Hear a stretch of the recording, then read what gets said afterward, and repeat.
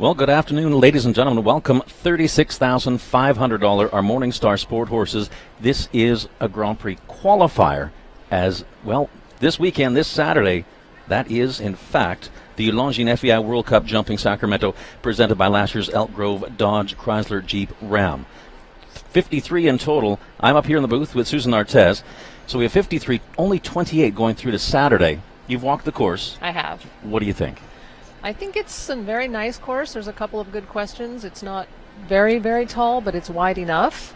The jumps are wide, the oxers, and I think that it'll be challenging enough in this small ring, the beginning of the World Cup season here on the West Coast for indoor shows. Now, we do have number 3 in the world, Kent Farrington. He'll be 52nd, so he's just about right at the end. But a lot of great names we do have. Enrique Gonzalez, who represented Mexico at the Olympics. Eduardo Meneses, well, he represented the host nation of Brazil and Rio this year. Georgina Bloomberg from the East Coast also joining us. Chris Irby from Canada. Will Simpson, gold medalist. Lots of great names. Obviously, yes, we'd love to see 53 go through to Saturday, but only 28 can. Now, Jeremy George, he designed the course tonight. He also designed in Rio. When we walk the course, any problem spots that you think? I think 1 to 2 is a bit of an option. I walked it between 9 and 10 strides. I think most people, because the time allowed seems a bit tight, will probably try to gallop up there in 9 strides instead of 10. Some people don't count that. They ride that off their eye. But for reference, sometimes in the beginning to try to be quick, you might think of leaving that step out. The next line is 4 strides. It's a little bit flat. I walked it a little bit long, and I think that out of that short corner, for most horses, it should be fine because you can build a little to the oxer. And then it's a bit of an... Okay, so those are some of the problem parts on course. That triple combination coming at the midpoint, and we do have 2 combinations, 16 jumping efforts, numbered 1 through 13. We're going to see how it goes. 53 in total, as it kind of looks like we are just getting right down to those latter stages of the preparations here this afternoon. Once again, 14 nations represented. That's a huge number of nations represented this afternoon. 78 seconds. That's our time allowed in the first round. You mentioned could be a little bit tight, but we will see. I do feel like it's a bit tight. Yes, it'll be challenging.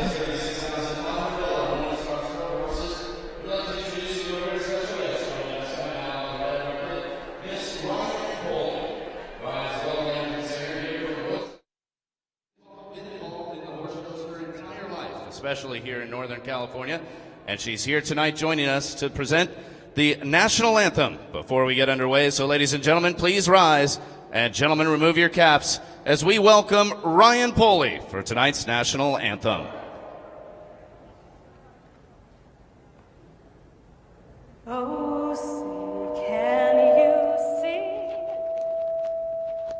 by the dawn's early light what so proudly we hailed at the twilight's last gleaming, whose broad stripes and bright stars through the perilous fight, all the ramparts we watched were so gallantly streaming, and the rocket's red glare, the bombs bursting in air, gave proof through the night that our flag was still there. Oh, say does that star-spangled banner yet wave o'er the land of the free and the home of the brave? Ryan, such a powerful voice. Great to have her here joining us here as we're getting set to get underway for the top of the order. 53 horses are... Well, Susie, again, 53 in total. We have the number 3rd on the Longines World Rankings joining us in that 52nd spot. And lots of American riders, lots of riders all over from 14 nations. We're going to see all of them. And once again, well, 28 lucky ones are going through to this Saturday, and that is the Longines FEI World Jumping Sacramento presented by Lashers, Elk Grove, Dodge, Chrysler, Jeep, Ram. That'll be 7 o'clock this Saturday afternoon in, well, beautiful Rancho Murrieta, California, just outside the capital of Sacramento, the capital of California. Well, you've done this before. You've been here. You've been in their chairs before. When you're walking the course, the nerves are there so many nerves, or how does it work? Not so much. I find that I get more nervous before, the hours leading up to the class. Once I start walking the course, and then you're concentrating on what you're doing, and you really don't worry so much about nerves. You just concentrate on your job. Now, you said that there are some options, like 1 to 2. Some can gallop up on the 9. Some can do the 10. Obviously, it depends upon how their horses. Number one, when the first reaction when they walk in the ring, but also knowing your horse. Knowing your horse, knowing its stride. There's a couple different options of lines in the lines that one could maybe do 5 in the was that 10 to 11 AB. That walks very much on a half stride between 5 and 6. So if you have a very big strided horse, you could do 5, but it's quite flat. So I think that most horses will be doing the 6 stride so that they are a little bit more cautious as they have to roll back to 12, which is the skinny jump. You don't want them to be flat from having done that 5. That's very, very true.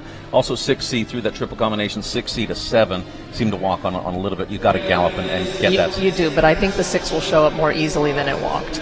Well, you know what? We are right underway. Here's the first of 53. And our first rider, gotta love it, from the host nation of the United States, Cara Anthony. She's a great rider from Redmond, Washington, and she rides the horse owned by Bot Creek Partners, a 10-year-old gray mare, Imadilla Demi Luna. So we're down in the field now. Here's our first one. We heard that sound of the tone, and, well, it's game time. Here we go.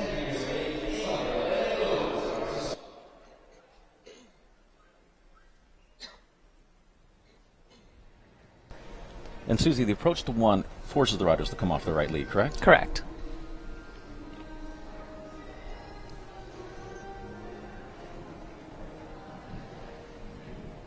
She was a little quiet there, so for sure she's going to do 1 less here, or 1 more, I mean. So there was that first fence. The second fence makes the left-hand turn. Now this is the 4 stride. Now, Cara Anthony, she actually showed last week in Long Beach at the Longines Masters of Los Angeles. Very successful week last week as well for this rider.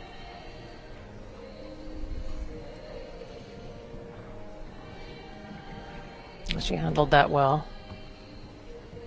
Now, see, I think she thought that 6 would ride a little bit longer than it did, and she had to kind of smash that in at the end.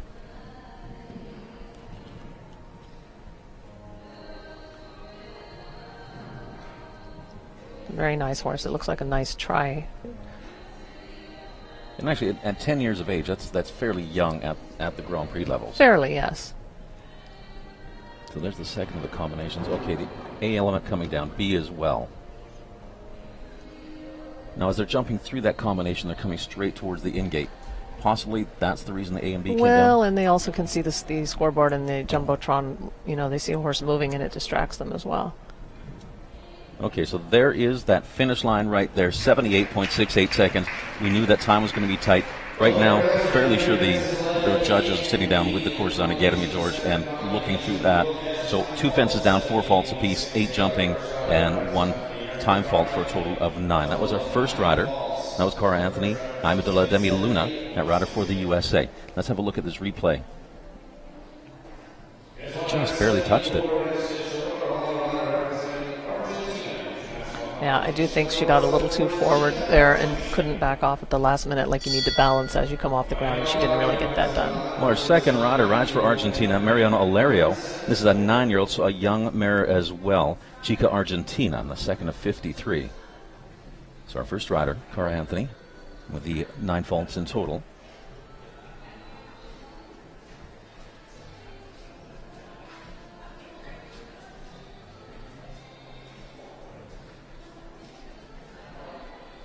That's a tough way to start. Yeah, this horse looks a little spooky in here to me.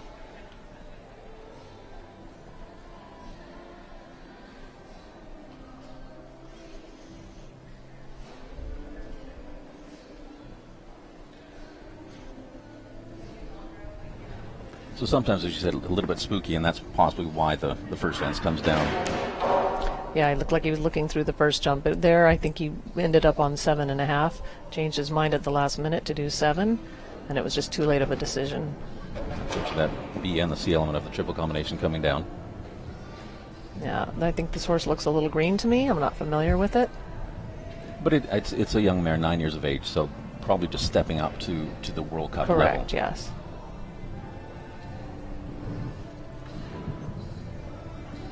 She definitely wants to try to be a careful jumper.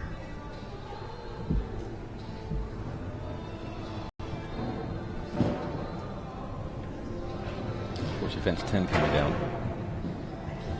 And 11A. So right now we are sitting on 24 faults. It's difficult for a green horse, too, to go early in the order. You know, sometimes you may change your plan a little bit depending on the other horses that you've watched. And he obviously did not get a chance to do that. No, that's... Final fence comes down.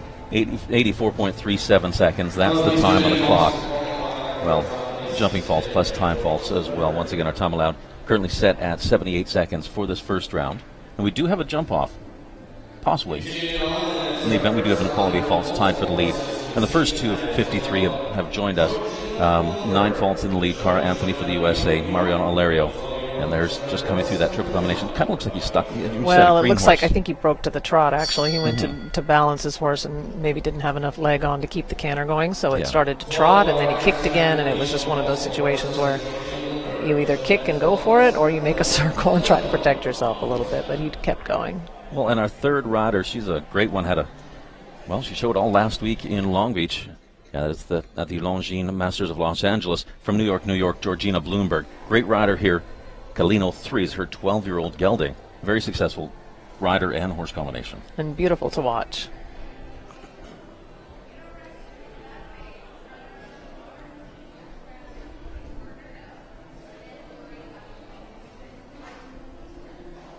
And there's the 9. She did that well.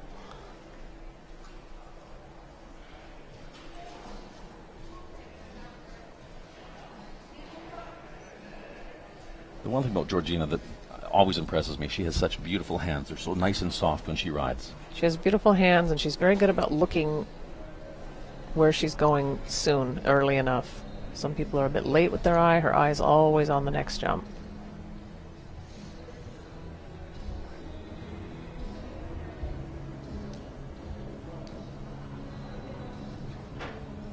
Okay, so far so good.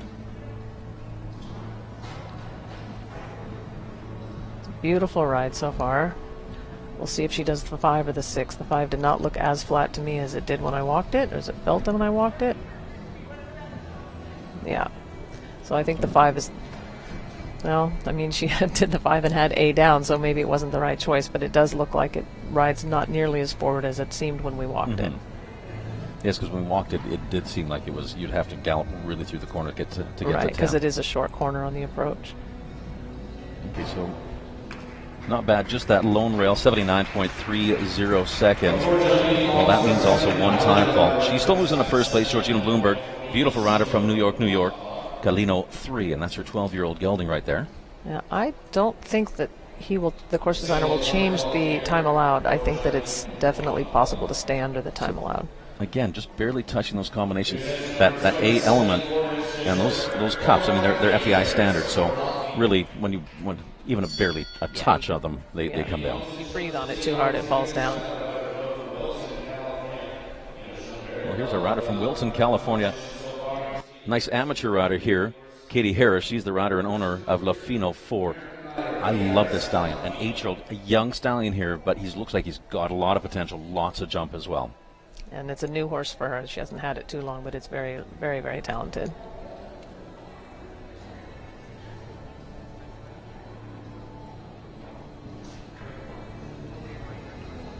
Beautiful first jump.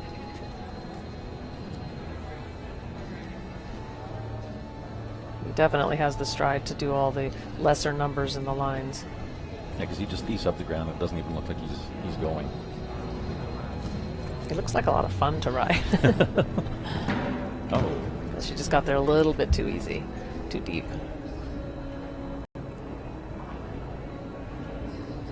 She better hang on here. Yeah, well, they made that look easy.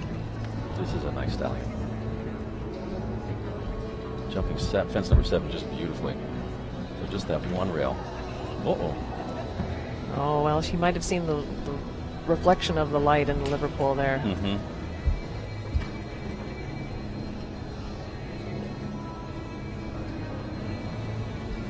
Try our second attempt at it. So the first refusal, that'll be 4 faults.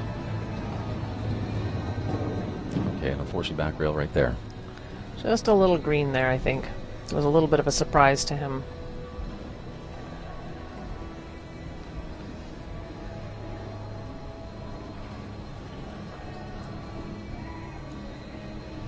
He makes the 5 look like it's the 6. He's got such a big stride there. And I think this is very good experience for him. Mm-hmm. And this is the first horse that actually has gotten through that combination, that the 10-11 AB, fault-free. He's got tons of jump. Yeah, I really think he just got surprised by the Liverpool. He wasn't quite looking for it. Maybe she was a little bit soft there with her steering. Mm-hmm. Well, the time's going to add up a little bit, 99.48 seconds. Well, a total of 18 faults with jumping and the time faults as well. Great amateur rider there, Katie Harris for the USA, moving into 3rd place. Mariano Alario now into 4th. Still the 5 faults leads the field. See, just barely touched that fence. But, again, she got out there just a little bit too easy. Well, he certainly responded nicely to having a jump down. He jumped through the combination beautifully. Now, our next rider, she spends most of her time over in Europe, actually newly engaged as well, but she's originally from the West Coast here, Bliss Hears. She's just a beautiful rider as well. She rides the horse owned by Bridgeside Farms, Contender at 22, 13-year-old mare, just in her prime.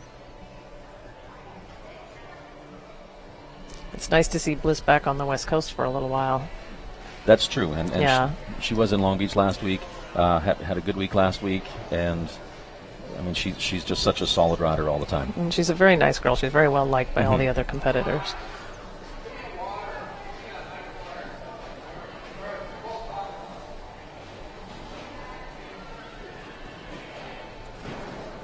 Again, fence number 5, front rail coming down. Yeah, it's coming up a lot quicker than they expect it to.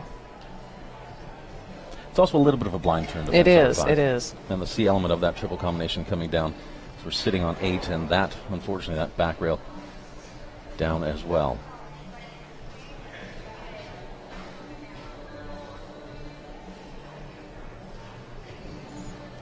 Well, let's see if she can have a nice recovery here.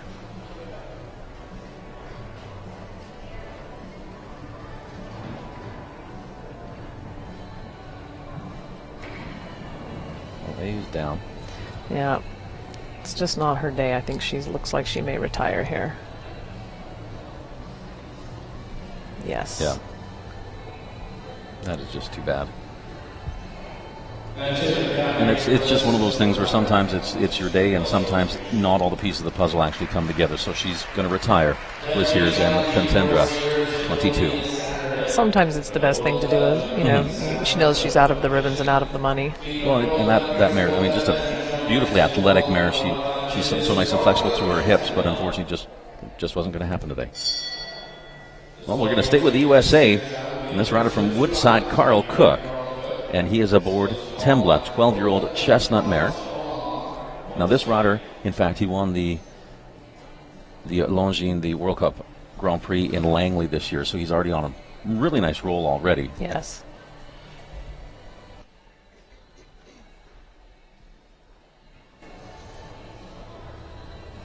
And so that win coming at Thunderbird Show Park. Here, well, he's in this qualifier, $36,500 Morningstar Sport Horses, our Grand Prix qualifier for this Saturday.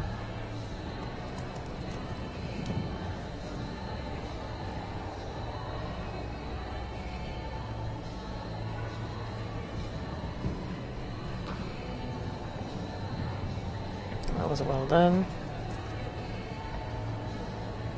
And that's the out in 8 strides, which I think is the better option than the 7. The 7 makes the turn even more blind to that jump. That's true, because it allows the horse to actually have a little bit more of a look at that oxer and right. then lock onto it. Too bad just didn't get right across that oxer. Yeah, she shifted just a little bit to the right also, which makes the oxer a bit wider. Unfortunately, that Liverpool coming down. But remember, this is the qualifier as well for Saturday's event. So you want to be in that top 28. Yeah, it's important if you're planning on going for sure on Saturday night. You want to make sure you finish the course and, Well, he's nicely through that 11AB combination, the second of the two combinations Gavin George having set. And just, well, one fence remaining.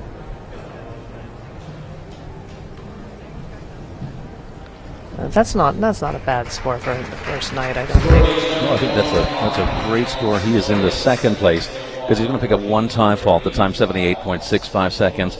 Well, that time, in fact, it's going to remain at 78 seconds. The first three have gone. That the judges have the chance to, oh, and look at that Oxer. Yeah, You're she right, shifted a little bit to the right there. But that's a great rider, great young rider. Carl Cook, he was also North American Young Rider champion, both individual and team gold medalist. So sitting in second, not a bad place to be right now. The time allowed is definitely going to affect all of the riders, but I think for most people, having a clear round even with the time fault or two is not a bad score. It'll still give them a decent starting position for Saturday night. It's another American rider here and an amateur as well, Tiffany Sullivan, and she's aboard Christian Gray. She's had quite the partnership with Christian Gray. He's a 12-year-old Gray gelding. He's a big horse. He is big and she's little. Yeah, that's true.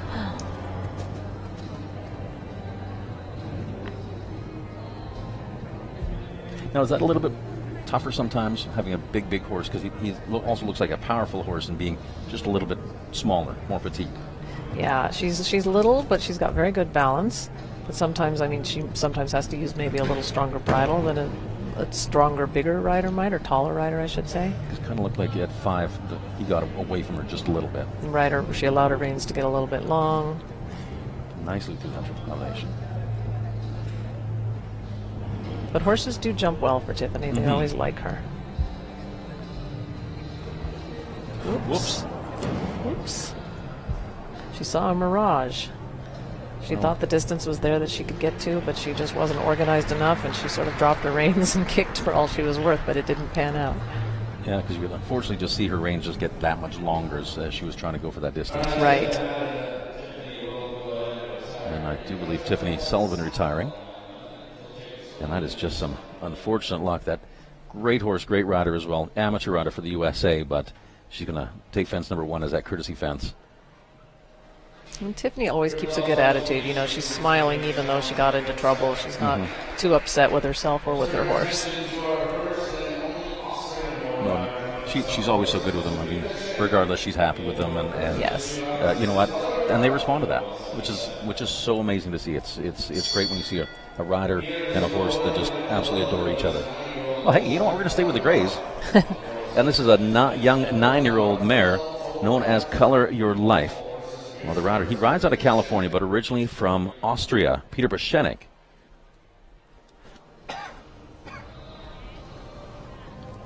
Well, and we're still waiting for that first clear. In fact, it could come from this rider. I believe he did well last week here in Sacramento. Oh, that's a tough way to start. It certainly is. Just a little bit of stage fright, and that first fence comes down. Because Peter's always consistently in the ribbons, always consistently in the top placings in Grand Prix. I'm relatively sure this horse has not done much FEI jumping. No. I think it's just moving up for him. I think you're correct on that. It's and for some of these horses, it is. Oh.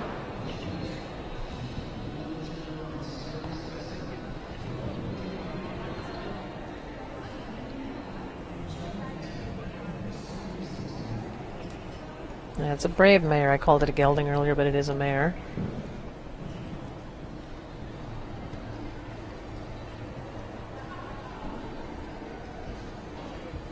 Oops, a little rough around the edges there.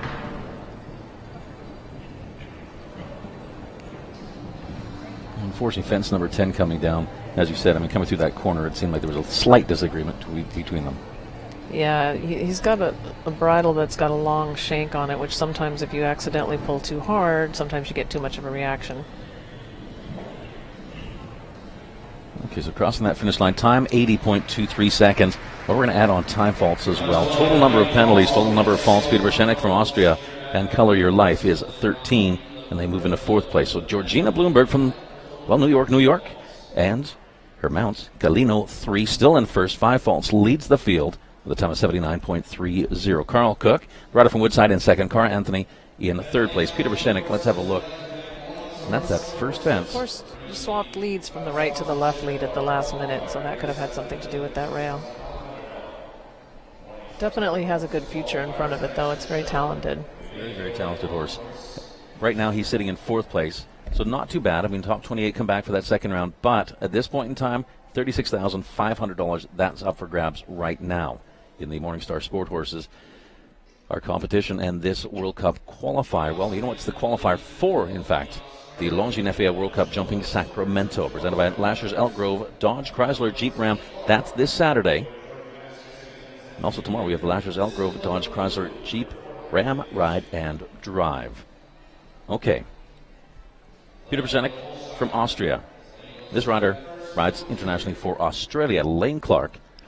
This horse is huge. Giant. I mean, this is an amazing 11-year-old gelding, Baloo. Now, does it change? Most throughout the year, especially these riders from the West Coast, they've been riding out on big grass fields, big open fields, jumping there and competing. Sure. You have a big horse like this where that is kind of their strength. I've seen this horse go through combinations and tight combinations, get out of them, jump really beautifully. It knows where its legs are, but now we're inside. Does that change? It's different. It's definitely different. And for most of us in California that are out on big grass fields all summer, it's definitely an adjustment for the horses and for the riders to ride in a smaller indoor. And with a big horse like this, I mean, it's a very well balanced horse. It's light, so it may not have too much trouble, but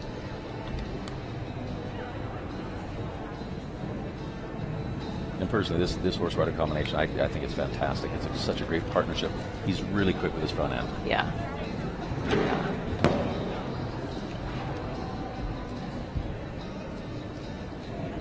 Well, one thing you can guarantee about Lane, he'll make it work one way or another. So, not so pretty. This horse drifted out toward the out gate, I think, because the out gate is right there, and he drifted out, and his reins were too long coming out of the combination to be able to manage it. Because that's the one thing inside. I mean, the fences come up just so much quicker. Right. That slight little thing that you could possibly correct outside, inside, it brings you into that danger zone, into that zone where you can't get out of it. Right. There's not enough recovery time, and none of, like I said, the horses and riders are not used to it. This is their first time of being in a smaller indoor, unless they were at the Masters last week.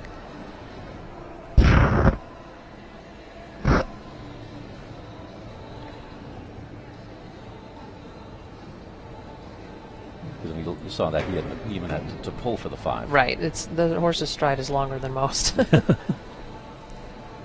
But Lane will make it work. It may not work the first few times he tries this indoor, but it'll get better and better. And you're right. I mean, Lane is amazing doing his flat work with his horses. His horses are so elastic to come back.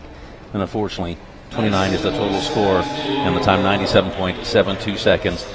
But you know what? Lane's always great on horses, and this horse, Baloo, I think has great potential down the road. Absolutely.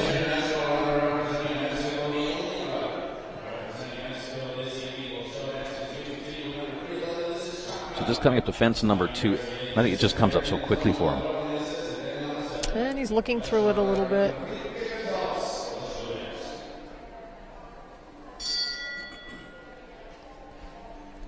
Well, our next rider, Mexico's Enrique Gonzalez. And Shakna, a 9-year-old mare here. So lots of great horse depth on the West Coast. Young horses as well as a 9-year-old mare. She's gotten quite a lot of experience lately. And Enrique and this horse, I do believe it was this horse, were last week inside in Long Beach. So possibly a little bit of an advantage coming back inside to another indoor where the fences are going to come up very quickly. Yes. Also have to mention, Enrique Gonzalez, besides a friend, he also represented Mexico at the Olympics. So we have an Olympian here, our first one. We've got a lot of Olympians tonight. Yeah, the first of a number of them. There's the 7, and he did that very well. But you can tell this horse has much more experience than Lane's did, because its ears are forward and always looking for the next jump to come up quickly. And the one nice thing is Enrique always gives them such a nice solid ride, right to where their feet have to get placed. Yeah, he's very precise. Yeah.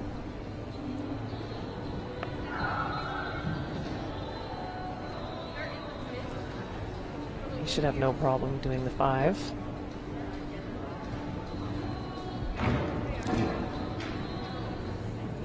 Well, that was just a little bit of a sloppy mistake, I think, on the horse's part. I think he thought so too. Judging by that half halt. The half halt, just to get the attention back.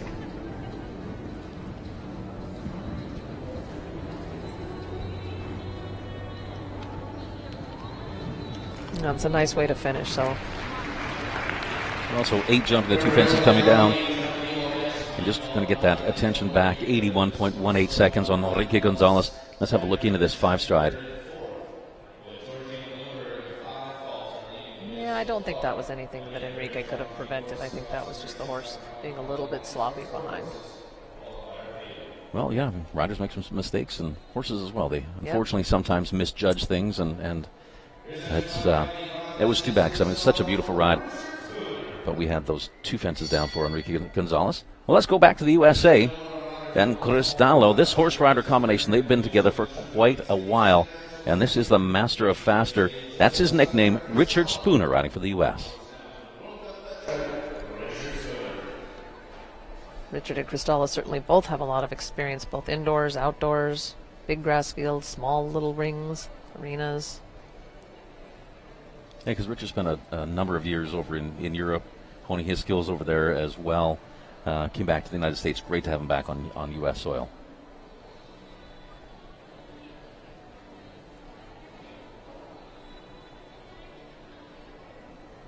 I believe this is the second oldest horse in the class tonight. And I do believe you are correct. Because Cristallo is still going amazing at 18. Richard's done such a good job at making sure that this horse stays fit. Yeah, that's the most important part, is staying fit. Now, he actually got down there a little bit too easy.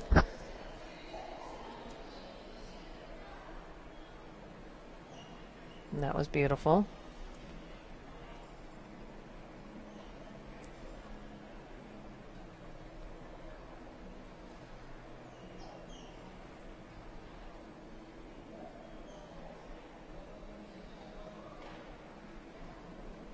A little bit sticky there. Well, let's see this line of the combination.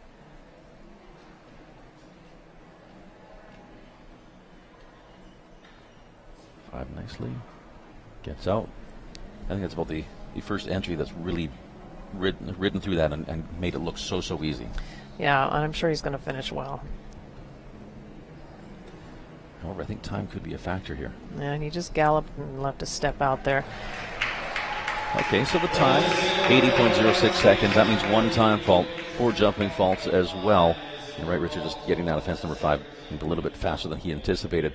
5 is the total. Well, we do have a tie for the lead right now in the Morningstar Sporthorses, this Grand Prix this afternoon, $36,500. And Georgina Bloomberg, oh, look at that. See, you're right. He just... Yeah, just pushed it out of the way. He just pushed it out of the way a little bit off the ground. And I think on camera it looks maybe a little bit easier to get to, but fence number 10, as they come off of fence number 4, fence number 10 is right there, so it's almost a little, the riders know where they're going, but that right-hand turn to get to 5, fence 10 blocks it just a little bit. The horses don't see it. Mm-hmm. Well, on to Ray Texel.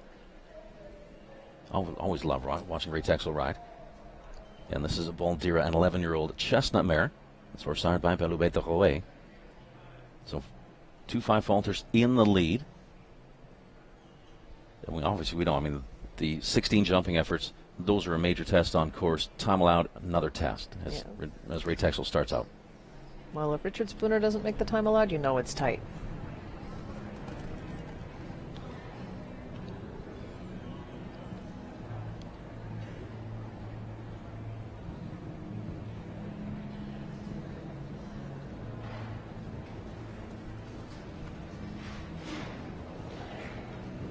That was very well done.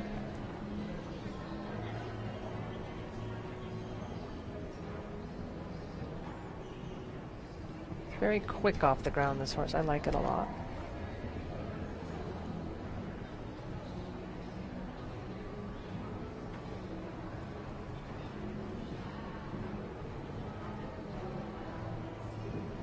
Well, he's definitely making an effort to make the time allowed.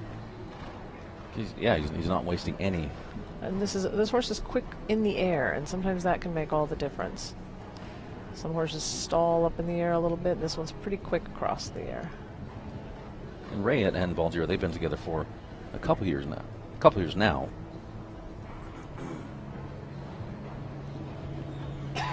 I think he's making the time allowed. Yep. Oh! You could hear the crowd. You could hear the crowd saying, "Don't leave that stride out. You're getting there too easy." That's a shame. Well, and unfortunately as well, don't leave that stride out, but he also didn't jump fence number 13. He came back on fence number 9. He was so concerned about that time. You're right, I missed that. that he was like, he locked on. He knew the final fence was an ox. He's like, there's 2 oxes there, one in front of me and one on the bending line. Yep, that's why the crowd screamed even more. Well, that's something he's going to be unhappy about for a few days. Well, Casey Ament, another great Grand Prix rider here right in California. She shows all right across the United States and Canada. Did very well at Spruce Meadows this year, but she's inside. Not that that's going to make any difference, because I think Casey certainly up to the challenge. This horse as well, Arthos R. I love this 11-year-old stallion. He's beautiful. He's got a great stride.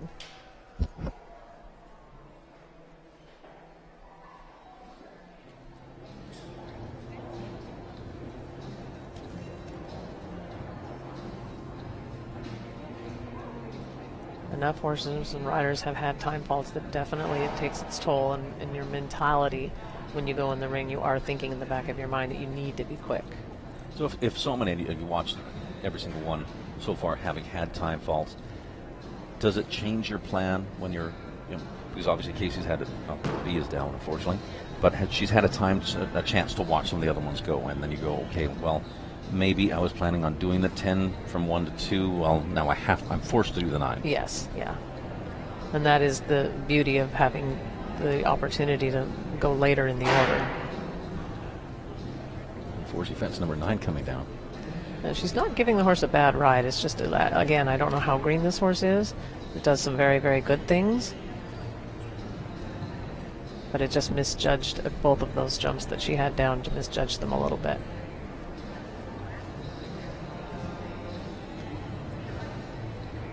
So she's coming home with 8 faults. Almost time doesn't look like it's going to be a factor. Okay, so it's close. But 77.08 seconds and 8 jumping faults. Casey Ament, Arthos R moving into 3rd. So still our 2-way tie with Georgina Bloomberg, Richard Spooner for the lead, the 5 falters. And Casey Ament, the first one so far under that time allowed. Just under the time allowed. Just under the time allowed. And I think there are places that where you can be a little bit quicker. You can do one less stride if you stay in with your track from 5 to 6A. You could leave one stride out there without it being a big problem. It wouldn't be my first choice, because you want to jump into the combination a bit quiet. But I think it's very doable if you look in and you just continue, that you can end up getting there in 8 strides instead of 9. Well, Mandy Porter up next for the United States. This rider, she's already been to the World Cup final. She was in the World Cup finals a couple years back in Sweden, and she rides for Coral Reef Ranch of Rancho Santa Fe aboard Coral Reef. Follow Me to another 11-year-old stallion. I really like this horse. This has always been a good horse, and it's a newer ride for Mandy, so she's still getting to know it a little bit, although she's very good on horses she's not familiar with, and she catches on very quickly.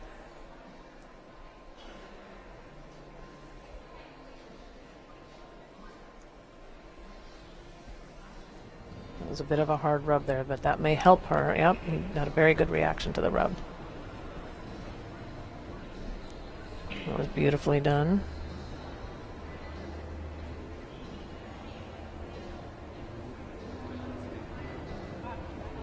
He's jumping very well for her.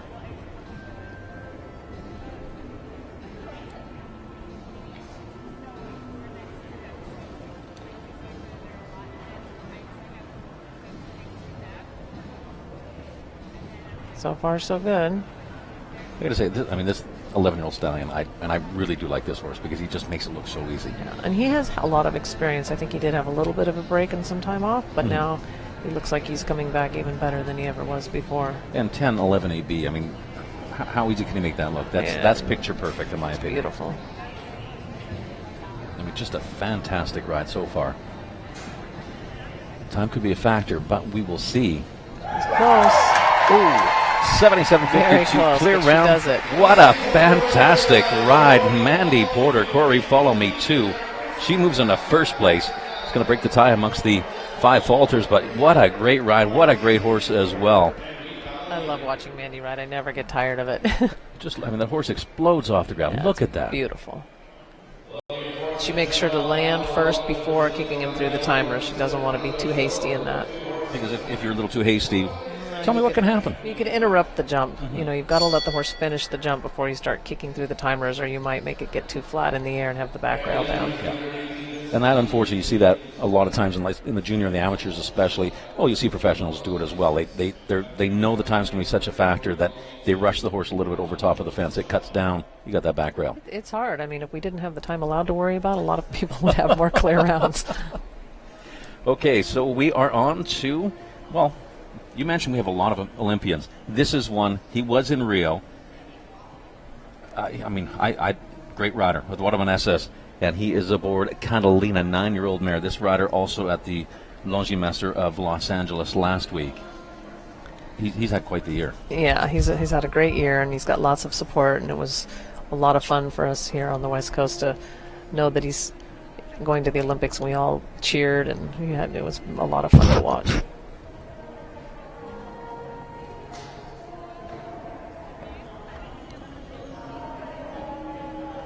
And he's very tall, so he has to be very cautious with his upper body that he doesn't make too many quick moves up there. Okay, because we talked about Tiffany Sullivan earlier, and she's a small, petite girl. Now all of a sudden you have this gentleman who's well over 6'3", he's got to be. And now you say, okay, too tall, you have to worry as well. Right. There's ideal body types for everything, I suppose. But, when you're very, very tall like he is, he's got to sit very quiet with his upper body so he doesn't disrupt the horse's balance with his own. And you look how, his body position is beautiful. It's beautiful, yeah.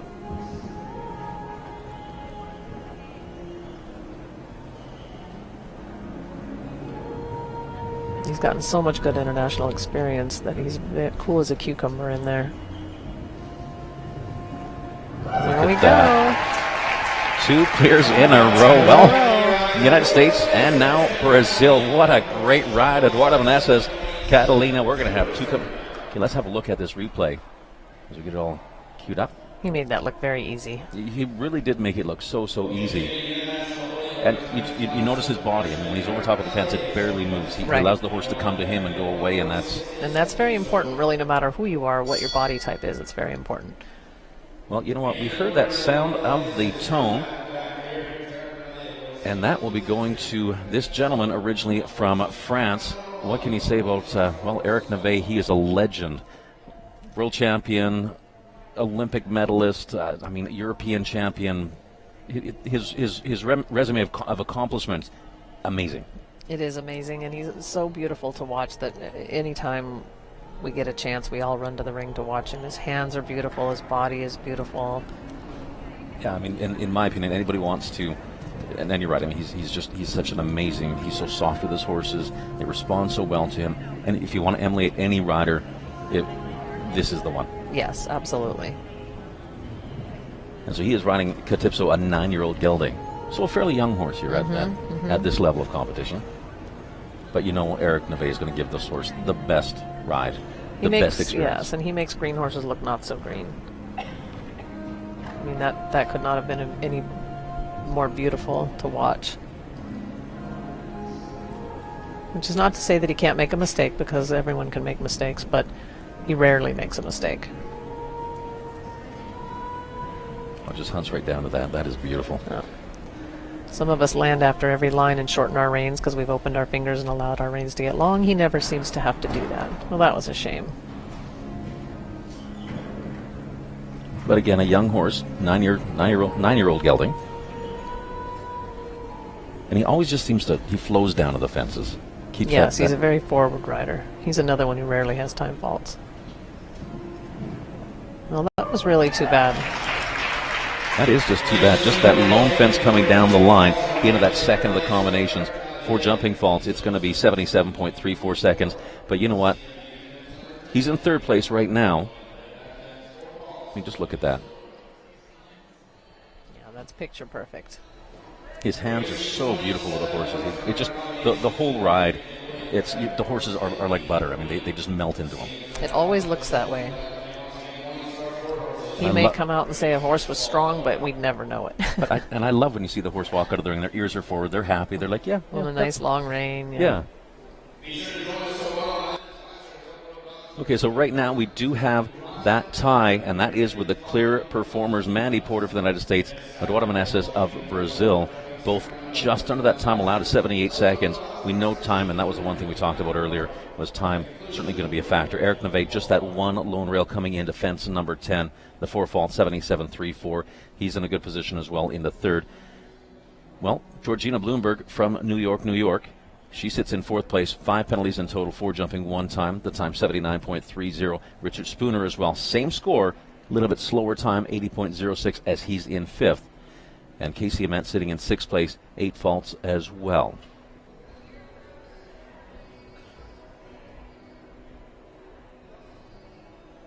Well, I do believe that looks like the next on the order. That's going to be Georgina Bloomberg on her second ride. So that's why she took maybe just a little bit more time, because here's Georgina Bloomberg's second ride. Now, how does that work when you have two horses? I mean, obviously they have two totally different personalities. Correct. You have to change your ride for them? Sometimes. I think the more time you have with a horse, the more you can make the horse respond to the way you ride. Mm-hmm. So it becomes easier. It's obviously easier to have horses that are similar to one another, but as professional riders or someone that's an amateur that has a lot of experience, you teach the horses to listen to your aids. So it doesn't become so much different. Some you have to pull harder or kick a little less, or some have more blood than others or more energy on their own, but you have to adapt as a rider. So Georgina aboard the 12-year-old mare, Lily. And so this is their second ride.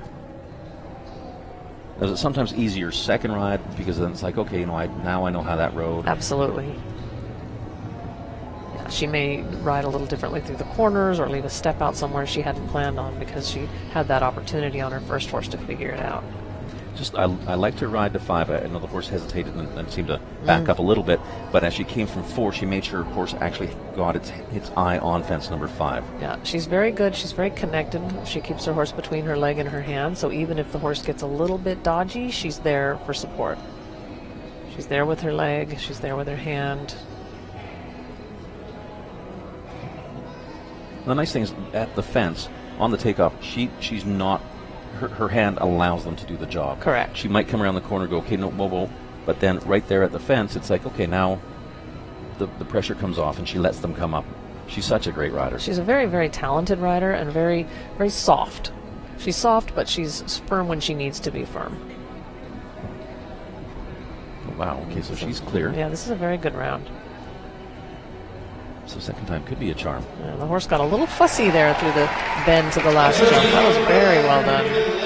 It got, as you said, got a little bit fussy, but her ride doesn't change. It's like, okay, get a little bit fussy, let them do whatever they want to, and then let's get on with our job. Yeah, it gets a little fussy, but she makes sure that she stays on the rhythm. Mm-hmm. So we have those 3 clears. 2 American riders. Georgina Bloomberg, great ride, 77.31 seconds. Well, Mandy, Eduardo, and the rider from New York, New York, she's got to be happy with that. Well, she is happy with that because she got one of the jump off. And she's also sitting in 5th place aboard her first ride. Yeah, she should be happy with that. It was lovely. It's very interesting because I got to interview Georgina in Long Beach for the Longines Masters of Los Angeles. And it's so interesting with the riders. You interview them beforehand, 2 hours beforehand, and they're super, they're talkative, they're smiley, and then all of a sudden the game face goes on. Like any other professional athlete, any of the athletes out there, it's like, okay, this is game time. Right. It's that mental preparedness of now we can laugh all we want, and then bang, all of a sudden, this is time. You need to do that, and I think some of it is nerves, but it's not so much nerves as much as it is focus. Any one of us can forget where we're going if we're not really focused and memorizing and visualizing the course once we've learned it, and we take it very seriously. So, yeah, someone with a great sense of humor might lose that sense of humor for that couple of hours before the class even. And it was one of those it's amazing to watch the riders, and you know, a lot of the riders you get to know. When it comes down to game time, when it comes down to them even walking the course, or they're standing at that gate and they're ready to go, the whole world seems to disappear for them. It's just focus. This is I have my job. I know the course. I know there's 16 jumping efforts, and you know, this is it's forward 5 there. How do you prepare for that mentally? Well, I think I start early, or even the night before or the morning of, just making sure that I clear my schedule as much as possible so that I'm not too stressed about something else, So I think that everything else has to wait and be put on the back burner so that you can focus on your job. And you've got adrenaline to deal with too. Oh, I didn't even think about that. Yeah, so you have to practice that. Okay, back to the USA. Well, actually, we're not going to leave the U.S. as Georgina was the third clear. And this could be clear. Number 4, Jeff Camp rides for the USA. Wordsworth 2, 11-year-old Gray Gelding. Just got a shot here. I mean, he had a great. I haven't seen him throughout the whole summer, but the spring series, very consistent in the Grand Prix, and I think this track actually is, well, could be his. We'll see. We'll see.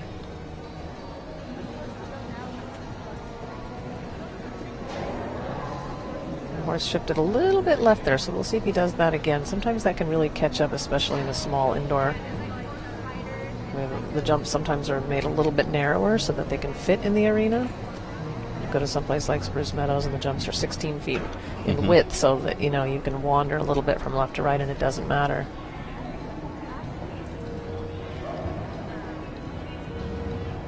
That was well done. That was very well done. I like this horse. It's very efficient.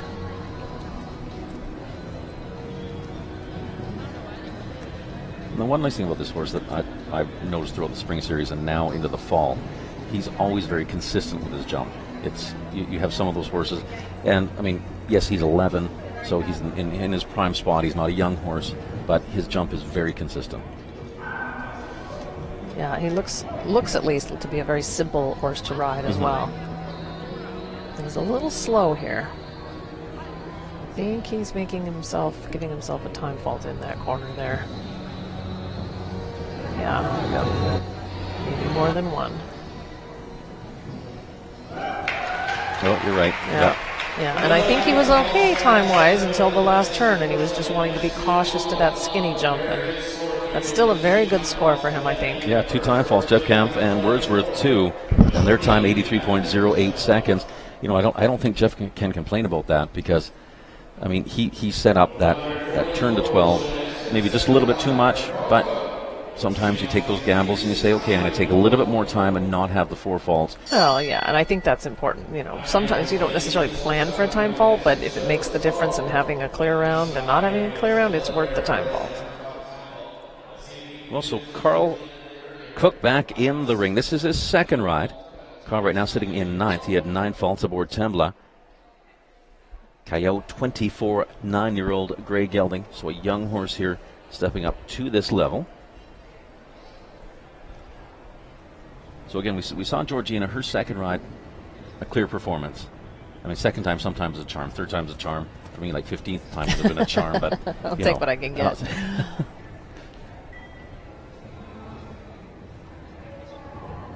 The one thing about Carl is time. Well, I mean, because he trains with Eric Neve, time usually is not too much of a factor at all. Right, he's a very fast rider, and he's got a lot of experience. This horse is jumping very well. I know it is a bit green, but it's got lots of scope. He's going to give it confidence here with his leg. Oh, beautiful. Yeah, this could be his next big horse, I think. I think you're right, especially only 9-year-old.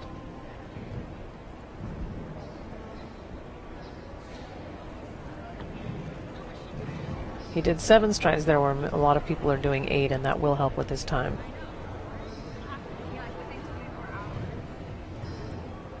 Oh. Held for a couple strides. That was beautiful. That was a great ride.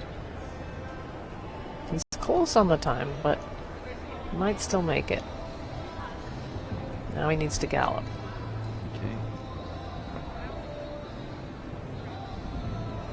Okay. Very, very good. Second time at charm as well. Great ride, Carl Cook. No, that is Kaio 24, clear 77.75 seconds. Okay, I gotta say, because there, as you mentioned, there's the in gate. We do have the. Oh, let's go to the replay. I love this fence. I mean, this horse just gets up in the air, and the hind end just is so powerful. Couldn't jump much better, and he did leave a stride out to the last jump to make up for the time allowed. He was cautious to the skinny jump, and then he did end up leaving one more step out than a lot of people are to the last jump for time. Right. Yeah, perhaps this horse pulled a shoe because it's a little bit out of the posted order. And that actually happens. It's not necessarily common all the time, but it's not uncommon sometimes to lose a shoe in that in the warm-up. Correct. It happens. I mean, they're jumping fences out there and what have you. So for riding for Australia, Harley Brown, and he's aboard Apex, 12-year-old gelding here.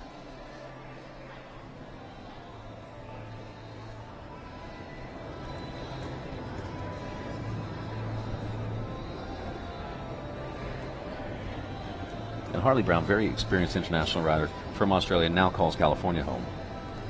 Yeah, he's been here for quite a number of years now. The accent hasn't worn off yet, but No, I don't think it ever will with Harley.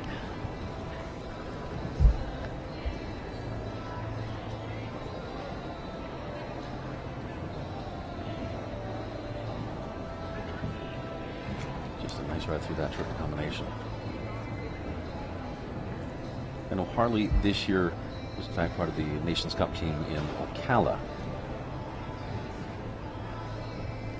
Right, I don't know if that was with this horse. Was it with this horse? I'm not 100% sure whether it was this horse.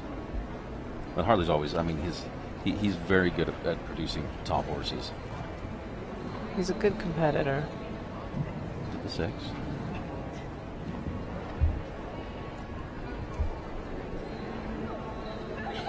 Well, the 6 works if you do it properly. I just think it's very risky for the time. He's close. No, he's not going to make it. Not going to make it. That ad will get to him. Oh, and he knows it's tight. 80, that's too bad. 82.73, 2 time faults. Well, you know what? He's the fastest of the 2 time faulters. Harley Brown from Australia and Apex. That's going to put them in a 5th place. 6, Jeff Camp right now. Let's have a look. That turn back to fence, well, number 12. It was a nice ride. That's a skinny vertical. It is. Now, I do have to ask, because as the riders coming from fence number 10 to 11AB down the Longines combination, they're heading towards the in-gate, but there's also the Jumbotron, that LED board. As they're landing off of B, as a rider, do you look up and try to see what that time is like when you're landing? You know what? I do sometimes if I'm worried about it. I mean, and it's easy enough to do. You can do it in the air, coming out over C, or you can do it when you land, but I do sometimes take a look at it. Not necessarily. It depends. If my job has become very easy and I have a moment to look at it, I will. If I'm in the middle of something that's difficult, then I need all my concentration. Well, this rider from Calgary, Alberta, Canada, he in fact rides for Spruce Meadows. Chris Serby, I've known this rider from his junior career all the way through his amateur and now into his professional career as well. He's aboard Arezzo, an 11-year-old gelding. And Chris, he's had, I got to say, quite the 2016. He won the 6-bar challenge up there. He won the Derby. He's been showing over in Europe as well. It's exciting for him. Yeah, he was at the Masters last week, and he rode great there too. Yeah. He's a good, solid rider. Great rider for Spruce Meadows. Yes, it's nice to see that.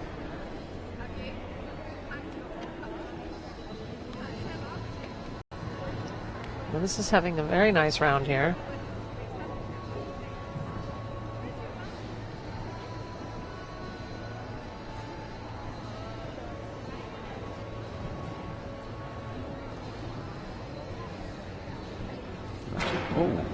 Had to pull for that 5 that was a bit of a shame. Yeah, I think it was Richard who did such a good job of making sure that he landed and settled right away so he could keep going in the 5 at the end. And I think if you end up getting there easier than you expect to and you end up pulling a little bit in front of A, they're not going to cross the Oxer so well. So that is a bit of a shame for him. Yeah, you can see that. He's not 100% happy. I know Chris. He's going to be happy with his horse and everything like that. But he feels like he made a mistake. Yeah. He'll take that one personally himself, and he'll be like, you know what, that was my rail. I mean, it's a very minor mistake, but it was still a bit of a mistake. And that's right here, and it's that back rail because those back rails of the auctions, they have those safety cups on, so it doesn't take a lot of pressure really for them to release. Right. So with a total of 5 faults, Chris Serby moves into 9th place. But yeah, Chris, no, that is just unfortunate. Well, I love this horse. This next one, and his name. His name, it already sets you up. It's great. It's the Dude, and Will Simpson riding for the USA, Olympic gold medalist. Well, I mean, Will and the Dude, they've won so many Grand Prix. They've done such a great job. They're such a great team. This horse is only 10. And it's fun to watch. Because it really seems to me like the horse and Will kind of have that same personality sort of thing. Yes, I agree. They're a very good match. Kind of those two people you know, on a Saturday night want to go out and hang with. And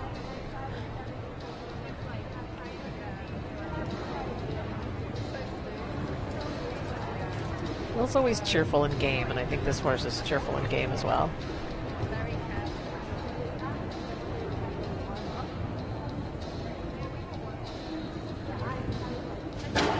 oh, that's too bad. That is too bad.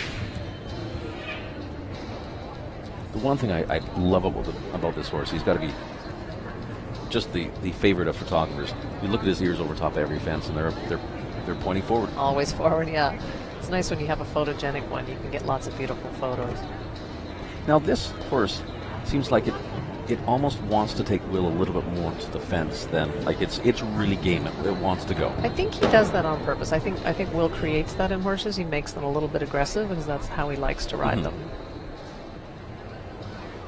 And you need that, especially in an indoor when the jumps get big. And this is not a very big horse either. So I think it's better to have a horse with a lot of life. Well, easily over that time limit. I guess maybe not easily, but 77.31 seconds. 2 fences coming down. The Dude, Will Simpson for the USA. Okay, there's that triple combination C element. Yeah, it just cut down a little bit early. You know, he could have been looking through and looking at the Jumbotron because it's quite big. We're not used to that so much here in California. We don't see that so much. And some horses have a hard time with it. Well, yeah, and that Jumbotron, I mean, it's right beside the in-gate, so lots of distractions. And you know what, that's a young horse, the Dude, Will Simpson, such a great rider for the USA. Let's go to Sweden now. Well, this rider, Hannah Moritzen, Parkmore Lux, I have to say, again, I'm going back to last week because she had great results. A win with this horse last week as well. And this is an Irish-bred, Irish sport horse, 11-year-old gelding. And it's great to see Hannah Moritzen. I mean, she is right now, I mean, in my opinion, she's one of the favorites. I mean, she's so solid with her riding right now. Gives her horses a great ride, as always. Oh, a little chase. Oh, I think she got a little bit lost there. I'm not sure if she planned 7 or 8, but it was ended up to be done very late. So sometimes when that happens, I mean, you're coming from 4 to 5, possibly, you know, you just lose where you are just a little bit. The horse shifts left or shifts right accidentally. It changes everything. And then plan A, plan B, plan C, plan all the plans, they're gone. All the plans are gone, and at that point in time, is it a panic or is it just a, okay, you know what, let's just regroup? Well, hopefully you don't need to panic. Hopefully you have the wherewithal and the experience to be able to try to make it as smooth as possible. But, you know, I mean, she did end up having chase, and she gave it the best shot she had rather than trying to add it. It is a big enough oxer, and it's wide, so I don't think she wanted to add the step at the last minute. She felt like she'd be better off creating more power to get there. And overall, this is still a very good round. Very nice round. So just the one-time fault, 78.58 seconds. Well, one-time fault, and the back rail on that Oxford fence, number 5. Well, 5 is the total, and that's going to put her in 8th place. That rider from Sweden, Hannah Moritzen, Parkmore Lux. I mean, that was the only thing she really could do. Yeah, and you know what? I think that I thought maybe the rest of the course would go a little bit more sketchy for her after that, but it got better. So that's a good thing for Saturday. Well, and the one nice thing that, you know, a lot of the other sports, you know, I'm not trying to bash other sports, but tennis players, you know, they'll make some mistakes, and all of a sudden their game starts to fall apart a little bit. Right. These riders, something happens like that, and they're instantly back in the game. They're instantly going, hey, talk about somebody back in the game. Not that they ever left. This rider, this horse, world famous Rich Fellers for the USA and the fabulous Flexible. Everyone loves Flexible. Have you ever walked beside him? Flexible is tiny. He's tiny, and he's also one of the coolest dudes on the planet. Like, he just is. Well, he loves himself. Yeah. He's amazing. He agrees with all of us. We all think he's great and cool, and he agrees with us.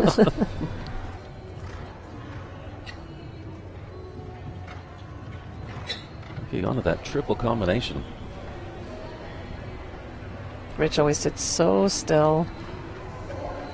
But this certainly doesn't look like too many 20-year-old horses that I know. No. And that's the most amazing thing. A 20-year-old stallion. He's going down in the history books. Well, because this combination, if people at home don't know, they stopped a 25-year drought for the United States at the World Cup Finals in 2012. He also represented the United States in London at the Olympics 2012. They're still at the top of their game. It's very impressive. And he's so fast with his legs. Yeah, and you never have to worry about him having time faults either. Neither Rich nor the horse. Oh, oops. yeah. Oops. That's okay. There we go. There. See, and again, something like that happens, doesn't affect any. Well, they've got so much experience together. Beautiful. Brilliant. Oh, you got to love that. And the crowd. It's brilliant. The crowd love that. They are brilliant. It's amazing when you get to watch legends. Well, they know each other so well, and there's nothing they haven't seen. They've seen every distance. They've seen every type of jump. Indoors, outdoors, they've seen everything there is to see, so they react well. And even the B-Elementers watching the rerun, it looked like Flexible got maybe a little bit slower with his legs, but then all of a sudden, instantly, magically, they're up where they should be. It's a partnership made in heaven right there. It's always great to watch. Well, hey, let's go back to those Canadian riders. Vanessa Mannix, also from Calgary, Alberta, same place that Chris Serby's from. And Vanessa Mannix aboard at Rubens La Silla. This is a 10-year-old chestnut stallion. Well, still the 4 clears. Actually, sorry, 5. We've got a handful. 5 clear. Yeah, because Rich just That's went right. clear. That's right. We're going to have quite a jump off. So we've got Mandy Porter of Water Vanessa's, Georgina Bloomberg, Carl Cook, Rich Fellers. And this is a young rider from Canada. And I got to watch her through her junior career, also her amateur career. And she's a solid rider. It's a very nice horse. He's got a giant stride. Oh. He looks like he jumps really hard. He does look like he jumps a little hard. He jumps a little bit in 2 parts. Oh. I think her reins got a little long, and suddenly she. Yeah, because you saw that little change of the rein there. Yeah, she gave up a little bit, I think. Well, and I honestly can't blame her. Because she's young. She's young. The horse is, it's a 10-year-old stallion, and he jumps so hard. He just is so much power. Yeah, so she loses her reins a little bit in the air, and if she can't get them back quickly enough, she just, exactly, he does jump hard. It's a little intimidating. Now, okay, that was too bad. Hang on. Okay, that'll be the second circle. Now, is she moving up? I think she's moving up in this division, right? Yeah. She's moving up in this division. And I'm not 100% sure. I almost want to think it's a fairly new partnership for Vanessa Mannix.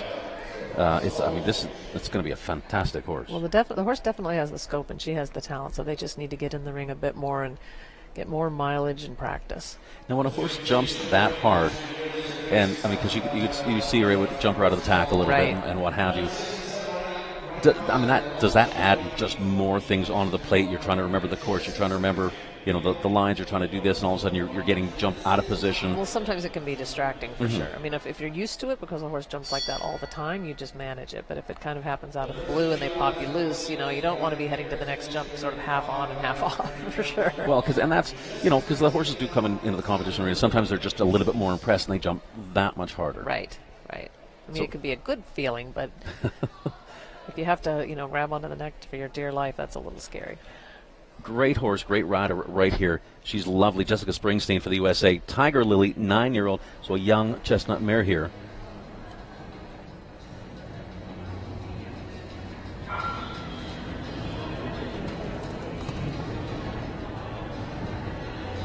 And in fact, for the last week for the Emirates Gold Cup, this rider was sitting in first for quite a while. There was 10 that came for the winning round.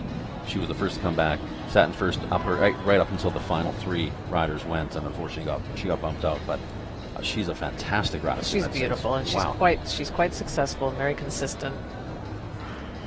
She's got great balance there. Her horse shifted toward the rail, which is unusual. Instead of shifting away from the people or the crowd and the rail, he's shifted toward them. So now she's trying to be quicker. If she can get a bit of a faster time and be a faster four-faulter, that helps. Does look like he has a bit of a left drift in the air, so she has to ride around that. Some horses have a tendency to always jump to the left or to the right, and you just have to do the best you can to keep them straight. No, this is a fast mare on the rider as well. So with the B element coming down, there's a 4 faults. Time seems to get, wow, I think that's the fastest time we've seen, 75.36 seconds. 4 faults. She wanted to be the fastest of the 4 faulters. Coming through a triple combination like that, when it comes down, can you tell? Most of the time, yes. Most of the time you can hear it or feel it. Just a little late with his front end coming up off the ground. But no, he wasn't coming out. There he was beautiful. Amazing. So, again, I don't think that was a rider error at all. I think that was just the horse making a little bit of a judgment mistake. Also, but Jessica Springsteen and Tiger Lily right now 8th position, fastest of the 4 faulters, still our 5 clears. And that sound of the tone, that'll bring us to the rider from Austria. We've seen him once already, Peter Brzezinek, and he rides St. Quentin. And St. Quentin, a 14-year-old gelding. Well, so we're 5 clears. Second time was a charm for Carl Cook. Second time a charm for Georgina Bloomberg. This is his second ride. Peter Brzezinek. We'll see how it goes.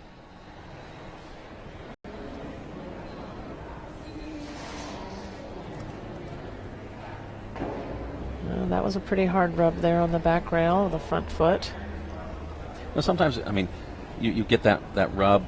Sometimes it brings their focus back into, the horse's focus back into. I mean, if you're going to rub a jump and you don't knock it down, sometimes you're happy about that, because then it gives the horse a little bit of a reminder that he needs to pay attention to his feet. Because we come down this triple combination, you see there's a whole bunch of activity. Unfortunately, A element coming down.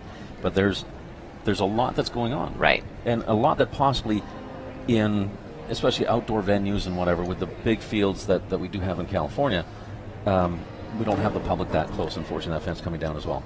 Yeah, and this horse does look a little bit distracted. You know, the light's changing outside, so then they come in and the vendors are all lit up and people start talking a little bit, and, you know, it can be distracting.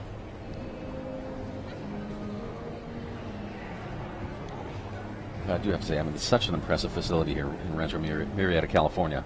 Well, this is one of my favorite shows to come to. The jumps are always beautiful. Oops. I guess he didn't think the jump was so beautiful at that point. So at that point in time, because we do have a couple fences right beside fence number 7, fence number 8 as well, in between fence number 12. Is it just maybe the horse locked onto something different? Well, and sometimes, you know, you have to pass the out gate as you roll back to this jump. And I think sometimes horses feel like they've done, you know, they jumped a certain number of jumps and they feel like they might be finished, and they just lose their focus and their concentration a little bit. 94.87, or that was 94.98, just correction. 17 faults is the total number of penalties. Peter Brzezinek and St. Quentin. So unfortunately, second time not a charm for that horse rider combination as they move into 20th. We're coming through that triple combination. Here we are. We had the A element coming in. Almost looks like he got a little distracted at the A. Yeah, I do think he got distracted, and I don't think this horse has that much experience in a situation such as this.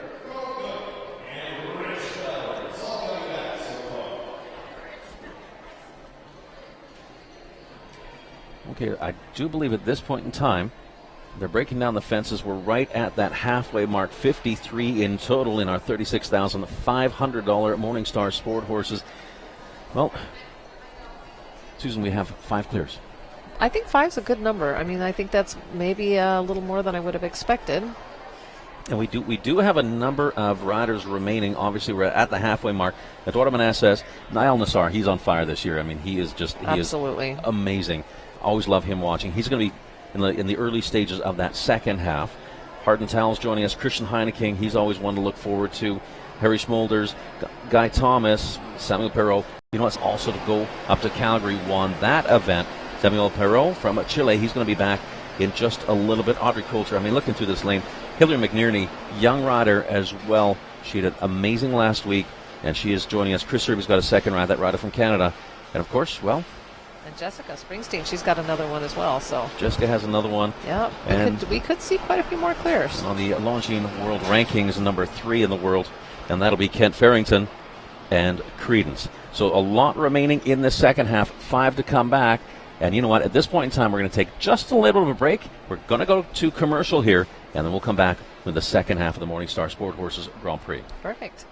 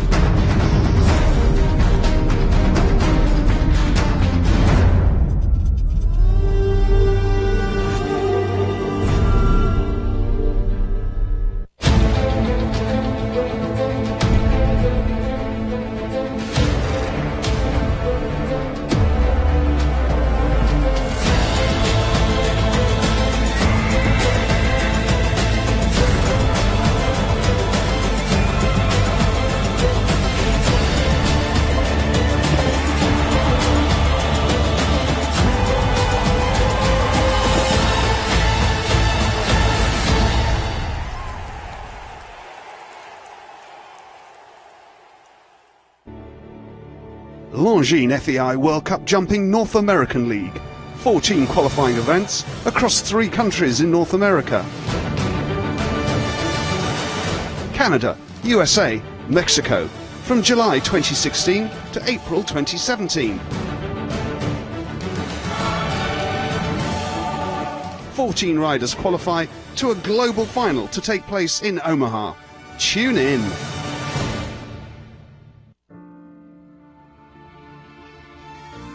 Equestrians live in a different world. One with an animal who has a mind, body, and soul of his own. This October, the world's best horses and riders come together under one roof in Del Mar to compete for World Cup points.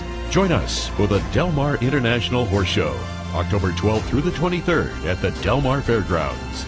2 hearts, 1 passion, equestrian. What happens when you sell lots of Dodges, Chryslers, Jeeps, and Ram trucks? You become the #1 Dodge dealer in Northern California with the largest inventory in Northern California. Hey, it's Vince Bloom, the big guy at Lasher's Oak Grove Dodge, Chrysler, Jeep, Ram. And when you sell that many cars and trucks, you need lots of lots. Lots here, lots there, lots across the street, and online, all at the lowest price, and serviced by the best techs. Find your next car at Lasher's Oak Grove Dodge. In the Oak Grove Auto Mall, online at oakgrovedodge.com. For over 60 years, our name means a great deal. At Urites Village, our mission is to uplift and transform communities with orphanages. We need to make sure these children have access to clean water and sanitation, sustainable agriculture, medical care, and educational opportunities. My dream is to build an orphanage where these kids can grow up in a safe, loving environment where their basic needs are met. Every child has that right. We need your help. These children need your help. It takes a village to create this kind of change.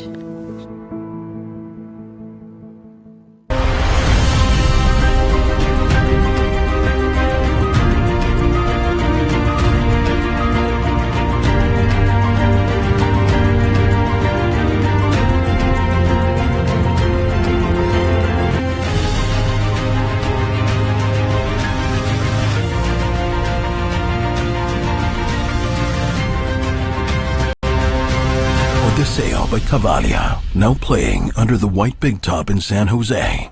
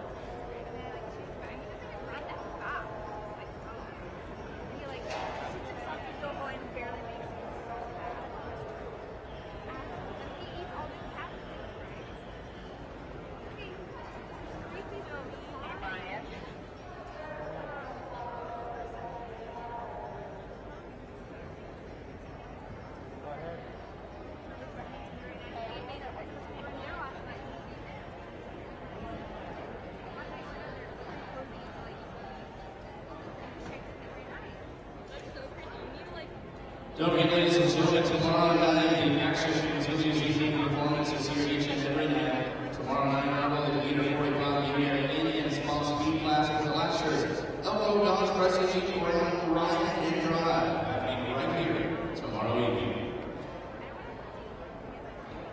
And join us on Saturday night is the Longines FEI World Cup jumping Sacramento, presented by the Lashers, elbow dodge presses each round. Just moments away from getting back underway with the second half of our competition. 25 more horse and rider compensations to see. With 5 coming back for the jump off, let's recap the first round so far. Rory following two and Andy Porter with a wonderful effort here, or a fairly new mount for her. Was the first to go clear, they'll be the first to return, followed by the Organizers and Catalina, Regina Bloomberg and Lily, Carl Cook and Caillou and Rich Fellers and Flexible, all returning for the jump off.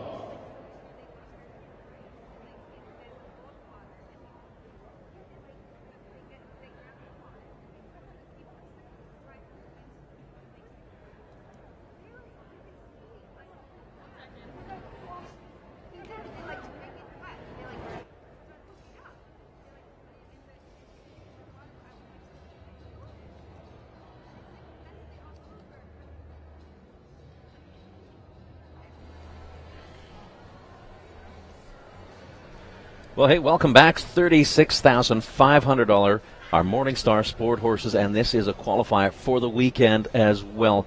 But competition right now, it is fierce. 5 clears, 53 in total. That's the number of starters, and we've had such a good first half. And once again, well, $36,500. That's the prize money tonight. The weekend as well. Top 28 from this qualifier qualify for Saturday. 7 p.m. Longines FEI World Cup Jumping Sacramento, presented by Lashers, Elk Grove, Dodge, Chrysler, Jeep, Ram. Great competition as well throughout the week. Joining us in Rancho Murrieta as tomorrow, well, I think it's the place you want to be tomorrow, because we have the Lashers, Elk Grove, Dodge, Chrysler, Jeep, Ram Ride and Drive. If you have not seen that, that's always a blast. It's fun to do. It's fun to watch. It's really a fun class. It's great. And then right after that, so that's scheduled to start at 5:30 tomorrow evening, or tomorrow afternoon. Tomorrow evening at 7, just a little bit after 7 o'clock, we also have the Murrieta Inn and Spa, our meter 45 speed challenge. So great competitions tomorrow. Saturday, well, we do have the Longines FEI World Cup Jumping Sacramento, presented by Lashers, Elk Grove, Dodge, Chrysler, Jeep, Ram. But right now, the main focus, we've got 5 clears. We're halfway through our $36,500 Morningstar Sport Horses, this Grand Prix this afternoon into the evening. 5 clears. Hey, got to ask you a question, because I'm up here with Susie Artez, and she's doing such a great job. These riders, we got those 5 clears. Once you're clear, do you get to relax? The nerves kind of go away, the adrenaline, or are you there on the sidelines watching and going, okay, now I need to plan my strategy? Well, at this point you've already planned your strategy, so you might come and watch from the side, but I don't necessarily watch the rest of the class. If I know I'm clear, I just look from maybe different angles outside the ring. When you walk the course, you don't have so much time. So I like to do that, and then if I have the opportunity, I'll walk around the entire ring and look at the jump off from various different angles, just so I get a feel for it. But, yeah, you definitely don't let your guard down. If anything, it becomes a little more agitated for me. No, I do have to say, I mean, it's amazing how much in focus riders stay, because, again, 53, we know with our start time at 5:30 this afternoon, it's a long number. It's a great number, but if you're first to go, let's say you're the first to go and you went clear. Now 53 go, and then you're back in game mode, or you just stay in game mode. I just stay in game mode. Yeah. I mean, I might watch some of the riders and things, but I'm alternating in my mind, going back and forth between enjoying watching a little bit, but then going over my plan, and sometimes I walk away and go do something else. Yep. Okay, because I was talking to Niall last week, and he was sitting in first for so long, and he said that, normally if I'm sitting in first, I walk away, I go back to the barn, and I wait for the whole class to go through. I like to watch if I can. Yeah. I still like to watch and learn if I can. Well, there's the sound of the tone. We're going to start that second half with the USA, Jill Prieto, and the horse Carlton Cafe, a 10-year-old mare. Another Irish horse here. A 10-year-old gray mare. And Jill Prieto. Now, how hard is this? We've taken a little bit of a break, making sure the footing, as always, it's amazing here.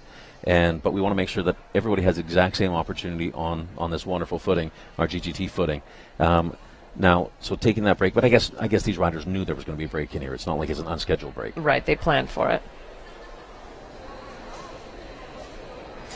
It's nice to have fresh footing, if you come back on the top of the order of the second half. And I do like this mare, 10-year-old mare.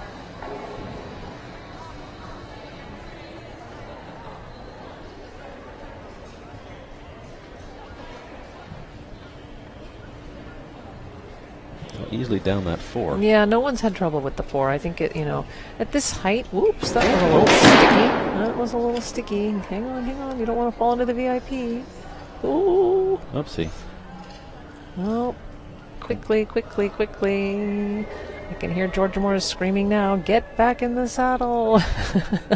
And unfortunately, it's at that, when he get caught in that position, that's one of the harder ways. It's really hard to get back in the in. saddle, yeah. I mean, she's got great balance, and she did a really good job of saving herself there. But yeah, that was just, it was too that bad. That was too bad. I think the horse looked down. There's a bit of a printed plank there toward the bottom of the front of the jump, and I think he looked down at the last second. It's a little shadowy there. It really took her by surprise. Oh, I do believe she's retiring. I can't say as I blame her for that. That's always a tough thing. It's not as planned, obviously. I mean, that's definitely not to plan, and then realizing you've had the 4, you've 4 faults for the rail, 4 faults for that refusal, for that circle. I mean, it wasn't really a refusal, it was just a circle, but it still constitutes a refusal. And you're pretty much out of the game because time faults are going to... Yeah, but there's things to be happy about in situations like that. If it were me, I'd be happy that I did get, stay on my horse, not jump into the VIP without my horse. True. So, it could have gone a lot worse. Yeah, and I mean, the horse has jumped. I mean, fence 1, 2, 3, 4, especially fence number 4, came off the ground beautifully. Just that one misstep, and that's the way it happens. It does happen. Well, we mentioned those 5, and, Eduardo Meneses on the list of the 5 to come back for the jump off. Guess what? He's back in the ring. Eduardo Meneses rides for Brazil internationally, and I really, really, really like this mare. I know I keep saying I like all these horses, but pretty much I do. But this, I love her name. She always is consistent. Karushka 2, 12-year-old gray mare. Well, and she's expressive. She uses her tail a lot. She's just expressive to watch, so it's fun. And he knows her very well. And you know what? I think that's exactly it. She's very expressive.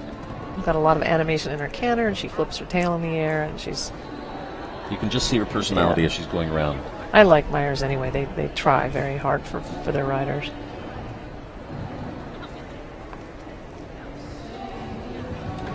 Oh. See, again, that 7, even though he did 7 instead of 8, he got there too easily in the 7. Unfortunately, A and B of that triple combination down, and he's going right past fence number 7. Yeah, I think he's going to retire. This horse has enough experience, and she did not jump into the combination very well, so she might just be having an off day. Sometimes you wonder if horses don't, sleep wrong or wake up with a stiff neck or something. And that's very, very true. I mean, I don't see there's any difference between horses or any animal on the planet. I mean, sometimes you wake up going, maybe they have a headache, and we don't know those things. So Eduardo, as always, great horseman. He's going to take that first fence, make sure that the confidence is still there. Because Karushka too. This is an amazing mare. Just not her night. Three rails down in a row. Yeah, and that's not like her. No. But it's and there are a lot of things for these horses. They come in. We have the jumbotron. We have lots of people walking around down Vendors Row. It's impressive, and I mean just for myself, just watching it, it's impressive. When we're talking about that Egyptian rider, he has had quite the 2016 season, even right down to last week. I mean, he won a big Grand Prix up at Thunderbird last week at the Longines Masters. He won the Longines Speed Challenge. He was second in the Grand Prix. In fact, he wasn't even going to enter the Masters up until right at the last minute. This is Nael Nassar from Egypt, a seat of 4. Nael's a good one to watch too. He doesn't make very many mistakes. No, and he always gives his horses such a nice, confident ride. Like, lets them flow, lets them... And he tends to like smaller horses. He's also a very tall young man, but he prefers horses that are a little bit on the smaller side. This horse is jumping very well, but it's almost a little bit too high in the air over the Oxer, so we'll see if that catches up to him. Down on the B element. Yeah, he is riding across the Oxers a little bit hard, and I feel like he may have had B of the triple down because he was already thinking a little bit about riding across C. Because that was fence number 8 coming down as well. He's sitting with 8 faults for Asita and Nael Nassar from Egypt.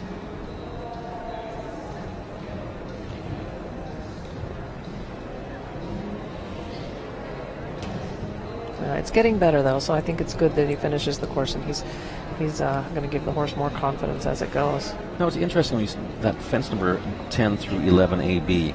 First 2 strides, he kind of gave a little bit of a half halt, and then he could move forward to because he wanted to re-ride the Oxer. Yeah. Okay, that's why. Yeah, because sometimes you don't want to get there too dull, or it's difficult to get across the Oxer. Okay, so Nael Nassar and Asita 8 jumping one time for a total of 9. Let's have a look. We're coming into that triple combination, I do believe. No, in fact, we're going to be walking. I always love when a horse, they're done, you get to drop them right on the buckle, and they're just happy, their head goes down. There's that triple combination. There's the replay. Yeah, I feel like he was riding across just a little bit too hard, just thinking about having to ride across the Oxer a little bit. Well, another very successful rider here, Carol Wright. And she's the rider and owner of the 14-year-old Grey Gelding. And this horse is known as Conejito. So still our 5 clears.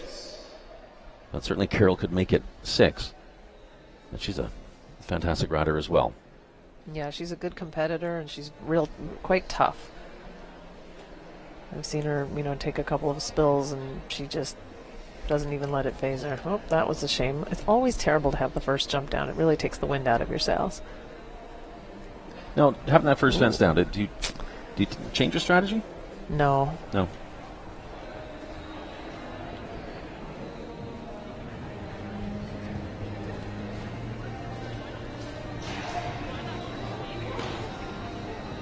He's quite fussy in the mouth today. He looks actually particularly strong. Because he's normally not quite as wanting to charge at the fences like he's doing right now. Yeah, he's a little bit more aggressive than I'm used to seeing him as well. So there she is sitting at 8 faults. Yeah, and she kind of used a pulley rein there. She's getting a little bit rough with her hands, and so she's probably doing that because she feels she needs to. Yeah. If he is extra strong for whatever reason. And of course, sometimes that happens. They come in the ring and they just it's your normal bit. It's like nothing has changed, and all of a sudden they're jazzed up. Yeah, she's having a little trouble turning him there too. It's hard to say. She could have changed the bridle on him for some reason. We don't really know that. But my guess is if she did change the bridle, she's regretting it right at this moment. Well, and sometimes the only way you can tell is you change the bridle. Yeah, they're fine in the warm-up ring, but sometimes they change a little bit when they come in the competition ring. Yeah, you always have to try it in the ring. You don't know what it's going to be like, and then sometimes you might get a week out of it or 3 rounds, and it doesn't work anymore. And that's just, as you said, that's a tough way to start. It wasn't a bad ride. It was just an unfortunate mistake on the horse's part, I think. And he just looked really impressed and really wanting to kind of go, okay, no, let me take over, as opposed to it's that symbiotic relationship of no, it's a give and take sort of thing. Right. He didn't listen to her as well as he could have. Well, Andrew Ramsey also for the USA Stranger, and that is this 10-year-old Bay Gelding. It's a Staccato, the sire, which I have a couple of those myself, so I'm always interested in watching them, yes. And they all look alike.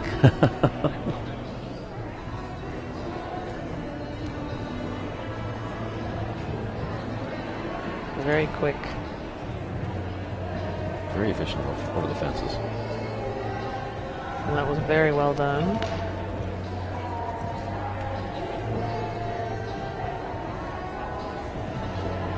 This horse is quick in the air, so he doesn't need to worry so much about time faults. Lands and goes through the corner and then rebalances to find his next jump.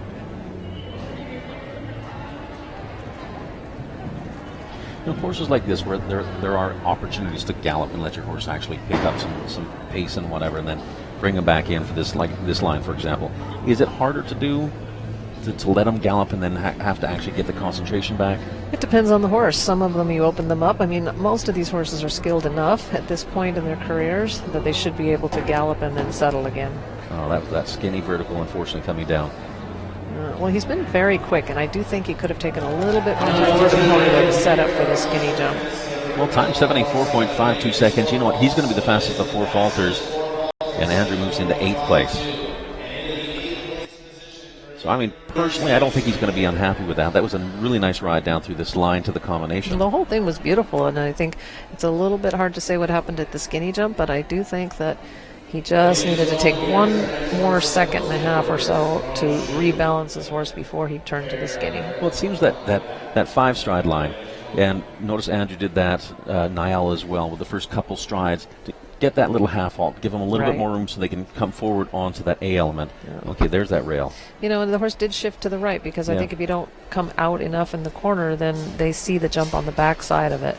And he had to shift a little bit, or the horse felt he needed to shift. But you look at that front and how square. That's a beautiful jumper. Oh, wow. I mean, so square. Lands gets a little bit spooky, which is fine. And I think, I mean, people always say, okay, spooky horses are sometimes a little more difficult to ride and what have you, but they also jump just that much. Sometimes they're more careful. Yes. Yeah. I mean, that horse over top of that last oxer, how square and quick he comes up with his legs evenly. Just a great jumper. It's a really nice horse. It's very light. And hey, you've got a couple staccato. And I have a couple younger ones. Yes, they're coming up. That is awesome. That's amazing. Okay, looks like we are just moving down one spot. Hardin Towel. And he rides the horse owned by Evergate Stables, Lucifer 5. I love this horse's name, Lucifer 5.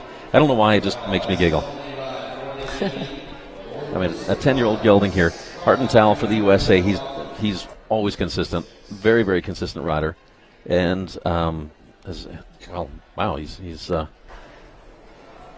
next.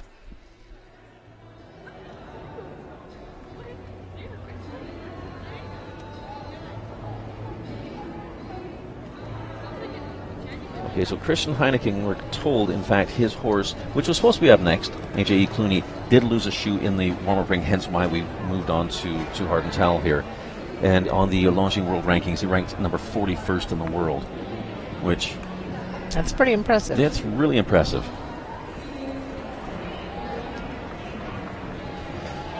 Wow, the horse really tried there.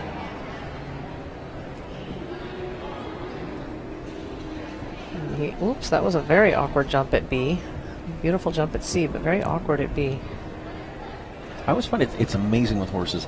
You can have that awkward jump, and then the next one, they get themselves, they recover, and they give you a beautiful jump.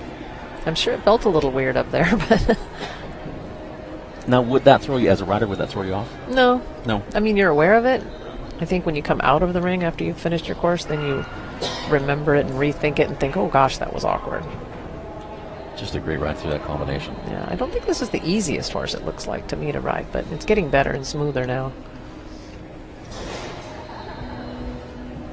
Okay, so he's got not all the time in the world, but he's got a lot of time. Oh, nice. Very well done.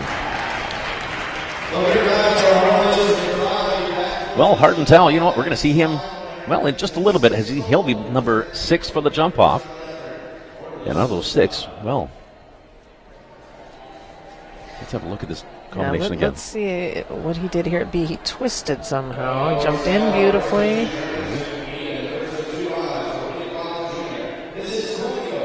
Yeah, he really threw his hind into the left. It's very interesting. But he's so careful. He was going to do whatever he had to do to make sure he didn't hit that jump. Now, do you think maybe the horse thought he got a little bit too close to that B element? No, I think he jumped over his shoulder just a little bit in front, and I feel like he wanted to make up for that behind. So he just made an extra effort. And Guido Colate Jr. from Germany, aboard Coolio 23, a 9-year-old. And this is a stallion. Colate is a familiar name. They do a lot of the... oh, my goodness, it's quite a jumper.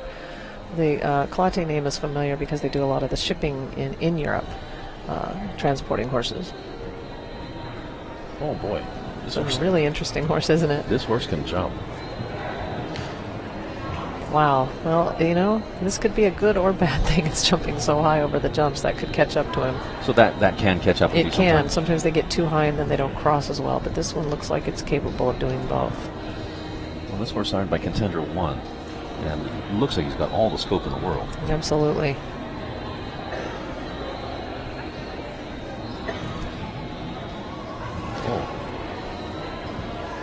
Now he's trying to make up a little time there. He knows his horse is jumping way up in the air, and that takes a little time as well. So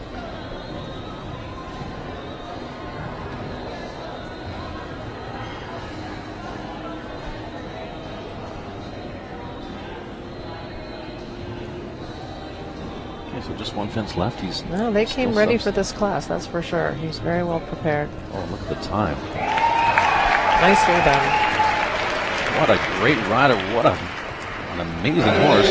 He got 7 for the jump off as Germany gets one in there. So now we have the United States with 5 riders. Well, Brazil with 1 and now Germany. Let's have a look at this. And that's just coming down the 4 stride. Fence number 3 and 4. But Well, look at this Oxer. he's a very consistent jumper, like he's really trying there. Not so easy to sit on either. See, that had a little bit of a wobble there, and he had to re-ride quite hard, and that horse just jumped over the standards practically.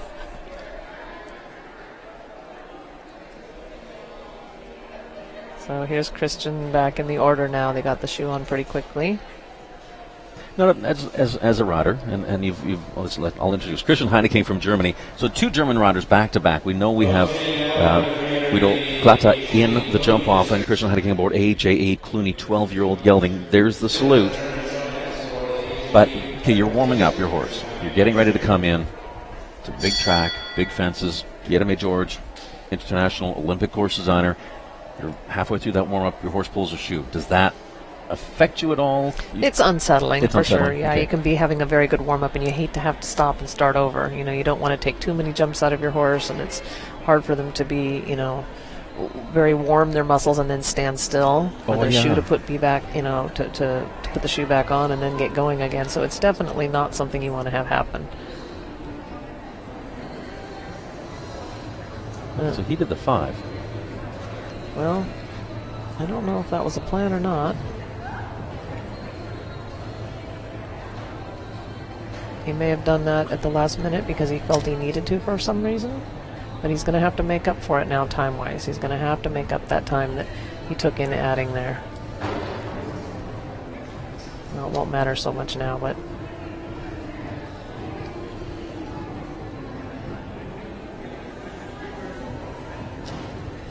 This horse is jumping very well. Very, very well. And Christian Heinecke, great rider, originally from Germany, now rides out of Dallas, Texas. So there's that 10. So he went for the 6. Yeah, that's the other end. Well, obviously he thinks that's the better thing for his horses to add, as long as he can make up the time. Well, time right now doesn't... Well, no, it looks like it could be a factor. Well, he's making up for it here. It's too close, I think. Yeah. But he'll still get in for Saturday night, I think, with a score like that. So, well, because right now, 15th place, that's Christian Heinecke. And AJE Clooney with the 4 jumping, just that rail on the far side, also 1 time fault. And here's the rail. Got up nicely. To me, that could even have been caused because of him adding. You know, you add in a line, it takes away a little bit of scope across the oxer sometimes, so that could have caught up and caused that problem. It may not have. It may have been just the horse didn't cross well enough, but sometimes that can happen where they get a little backward.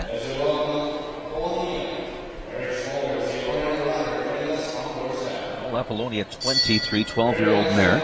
And Apollonia, the rider who rides for the Netherlands, Harry Schmolders.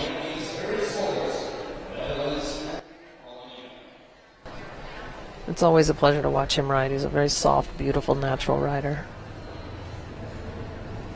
Well, and Harry Schmolders, he's fairly high up there on the Longines World Ranking at Indeed he is. number 13.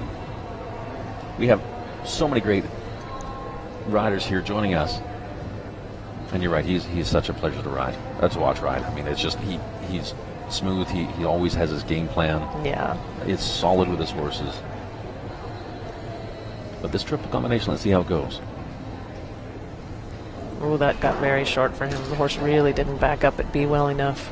And the only reason I said let's see how it goes is because as this competition goes on, more and more people are starting to crowd on. Get a little busier there, yeah, next to the combination. Yeah. This horse has a fantastic expression coming down to the fences. It locks on, the ears go forward. It's almost a telltale sign that the horse is actually locked on. Because you can see some of the riders, when they see a distance, their body changes a little bit.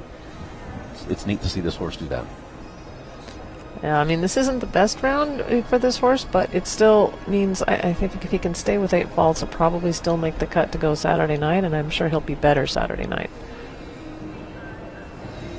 Yeah. I have a picture that I took of how I had Harry Smulders sign the back of my hand when we were signing autographs in Las Vegas a couple of years ago, and I got to the back of the line because I knew there was no one left in line that I had to sign an autograph for, so I had him sign the back of my hand. It was really cute. There's that triple combination. He rode it well. The horse just didn't back up and was a little late with one front leg. I think that caused that. Well, and as you said, I mean, the top... Wow. Spooky. Okay, so the top 28 coming back for next week. So Harry Smulders right now, Apollonia sitting in 20th with the 8 faults. Well, here is the 14-year-old stallion, Jean Kierzy, known as Johnny in the barn. And the rider who rides for New Zealand. I love this rider. He's a great guy. Guy Thomas. He's always very friendly and sweet, and this is a beautiful horse that Carl Cook had for a number of years, and now Guy's got it again. Yeah, because this horse came from the Thomas's family. Correct. Program. Yes, they had it Butch in the beginning, and that's when Carl Cook rode with them, and so Carl had the ride for quite a number of years actually. And then Carl moved on to some other things and other horses, and Guy's got it back again now. It was interesting the jump at fence number 4. We're coming through that triple combination right now, but fence number 4, of course, looked a little bit sticky possibly. Yes, it did. And then Guy for fence number 5 was like, hey, come on, let's get back in the game here.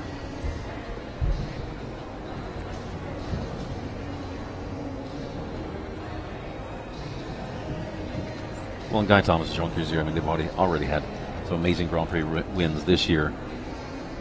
Paso Robles and amongst other places. Ooh, I can't believe that stayed up. Yeah, but it's getting better now. I think that was a good wake-up call for him.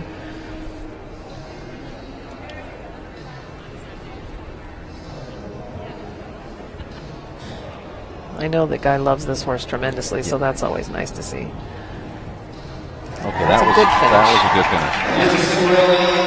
Okay, so just the one rail coming down. The fence number 5, the one-time fall for a total of 5. And you know what? He's in 14th place. Almost want to say I guarantee Guy Thomas we're going to see him. There's that run to 5. Now with stallions, I've got to ask you, sometimes do they get a little bit more distracted?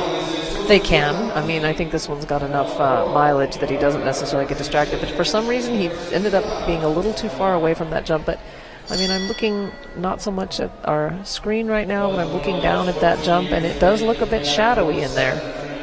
There's quite a shadow in front of it. Well, here's our next rider. Rides for Chile, Samuel Perrault and Couscous Van Orti. Now, this rider, last year, he took home the title of the Longines FEI World Cup jumping at Sacramento. He won here. Well, in fact, he won 2 of the Longines FEI World Cup Grand Prix. Yeah, he always does well here. I like this horse just because of its name, because it's named after food.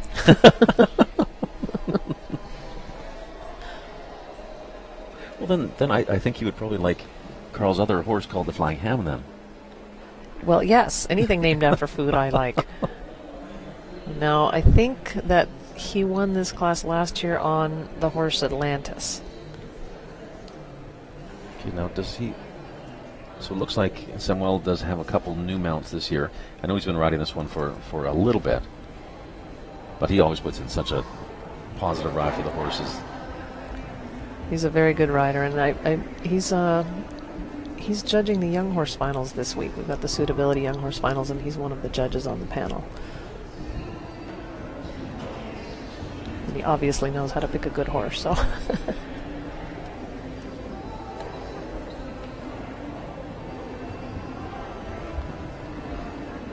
Well, absolutely fault-free to this point.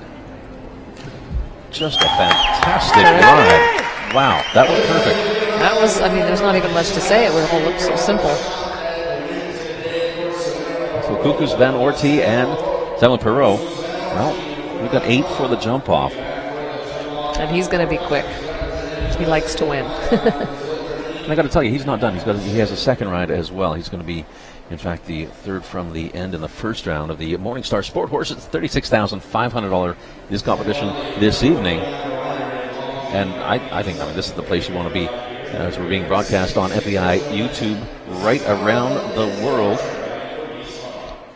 And here's Lindsay Archer for the USA and Cameroon. This horse owned by Reese Farms. I guess this is kind of a little bit of a newer ride for Lindsay.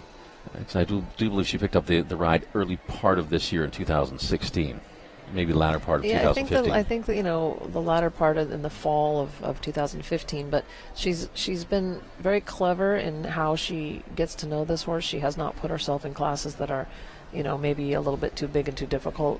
She wanted to make sure she took her time and got to know the horse, and I think that's going to pay off. Yeah, and she's a very solid rider.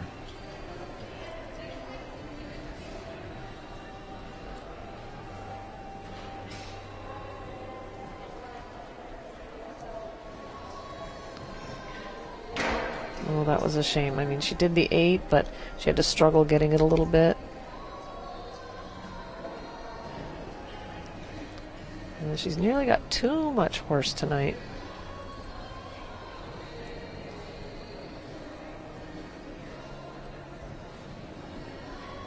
I don't believe she's probably done that many night classes with this horse. I know she's had success in thermal. I think she won a Grand Prix earlier this year, and I know she's had some outdoor success, but my guess is she doesn't have too many night classes with the ambiance that comes along with it. Because of that B element coming down. Yeah, he does look more distracted than he usually is. Yeah, because he looks a little bit more, I guess, agitated. Agitated on the muscle. Yeah. He's so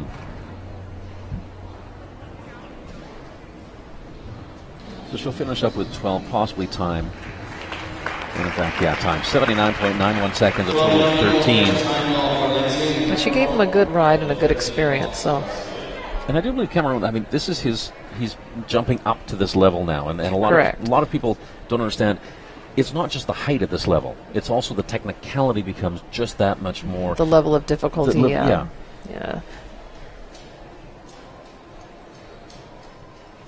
That was a beautiful jump. And they're a very good partnership, so I think you'll see a lot more of them in the future as they start doing more and more FEI classes. And it's interesting because if both ends of the ring, fence number 5, fence number 7, both oxers, they're off the rail, they're at an angle as well, because the horses have a tendency to want to, you set them down after fence number 4, and they kind of want to go back onto that rail and move all the way around. Sure. As opposed to coming off. Obviously, or I'm asking, is that a harder ride to get that horse to actually lock on, focus on that fence when they're like, no, I want to go to the rail? It can be. You try to school and teach them to work off the rail. At least I do. I like to teach them so that I can steer with my legs, and I hate it when they turn a corner and just shift out to wherever the rail may be. So I work very hard on trying to keep horses straight on a straight path in the flat work and over poles on the ground, and even when jumping. So you do have to practice that, because horses will wander wherever they wander unless you prevent it. That's true, yes. So practice a couple hours over a career or something like that, or if only it were that easy. Like learning your ABCs, it takes a while. Takes experience and lots of homework. You have to keep practicing it. Just because you learn it once doesn't mean you can let that go. You have to keep working on it all the time. I guess that's true. Because if it was that easy, then football players would never have to practice. Right. You'd never have to go to the gym. It would just be like, I went to the gym twice in my life, and look at me. I look like Arnold Schwarzenegger. But no, it's. I'm always going to go back to a food reference, but eating is easy. That's that's the only thing that's easy. That's perfect. This is Audrey Coulter, and you know what? She's got 2 rides. She rides for the USA. 12-year-old gelding known as Alex.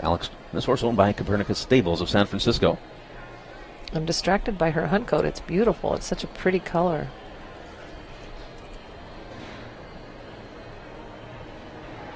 Now, this is a fairly young rider for the USA, Audrey Coulter. But she's, I'm saying young in actual calendar years. Her experience, she's had some really good experience. Right. And she's come a long way over the last few years. And has gotten a lot of experience. She's got very nice horses. She had to help a little bit there in the air over the Oxer. You know, that you said that she had to help a little bit. That's one of those interesting things, and I mean, for people who maybe don't quite understand show jumping quite as well, the rider doesn't just sit there over top of the fence. No. I mean, sometimes you have that luxury, but yeah, she needed to use more leg to encourage the horse to get across the Oxer. But now he's figured it out. She doesn't have to do that so much now. She needed to do a little bit there to offer him a little encouragement to lengthen across the width of the jump. But now he seems to have gotten the message, and she's able to relax a little bit more. And I mean, this is so far picture perfect round. Yep, she's going to be just fine. Just amazing. Wow. Nicely done. Audrey Coulter and Alex, clear round. We got 9 for the jump off. 22% so far clear rate, which, you know, whatever, that's a percentage. But look at this final fence. Look at that. The horse just jumps it so beautifully. The hind end so flexible through the hips. And Audrey's got very good balance. She follows through the air really nicely with her upper body. And doesn't interrupt the horse's the arc of his jump with her hand. She's become a very good rider. Well, we hear that sound of the tone. And with that 45-second clock counting down. And that is Legis Touch the Sun. This is a 10-year-old gelding. And this horse owned by LegisEquine.com of Burbank. The rider, Jenny McAllister. Now, Jenny has already been to the World Cup finals. I believe she was over in France. I may be wrong on that. But it might have been Sweden. Sweden or Normandy. It was or down the street. Or down the street. But so Jenny, not unused to the pressure and what it takes to actually get to the finals.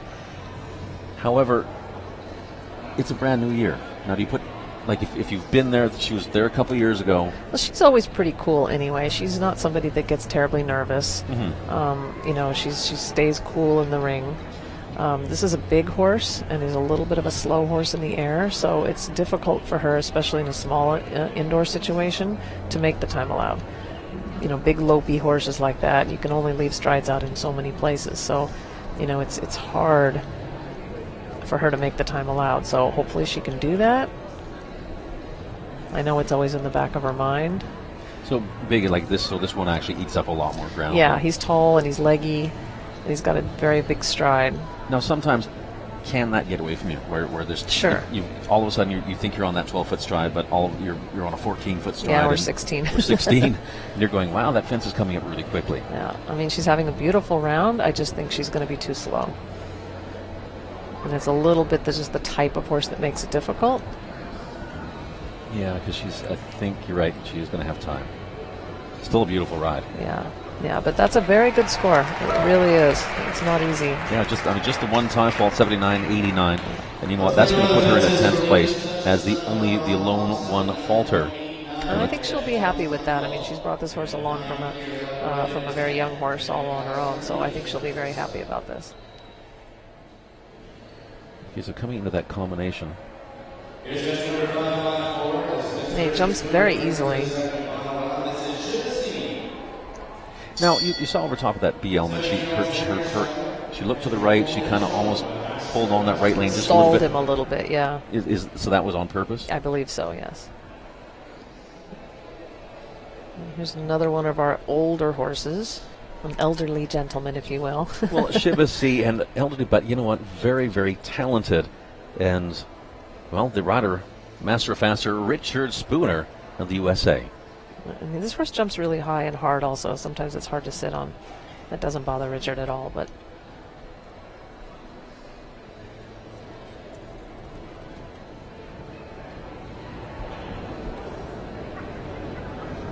and this horse certainly knows where it is in the air. It knows what it's doing coming off the ground. It's a nice, experienced horse.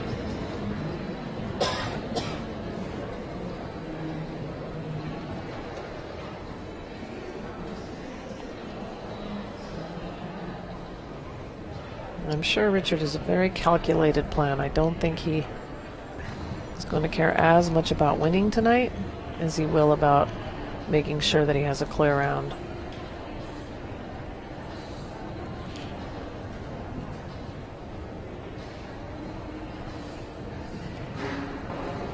That's a shame.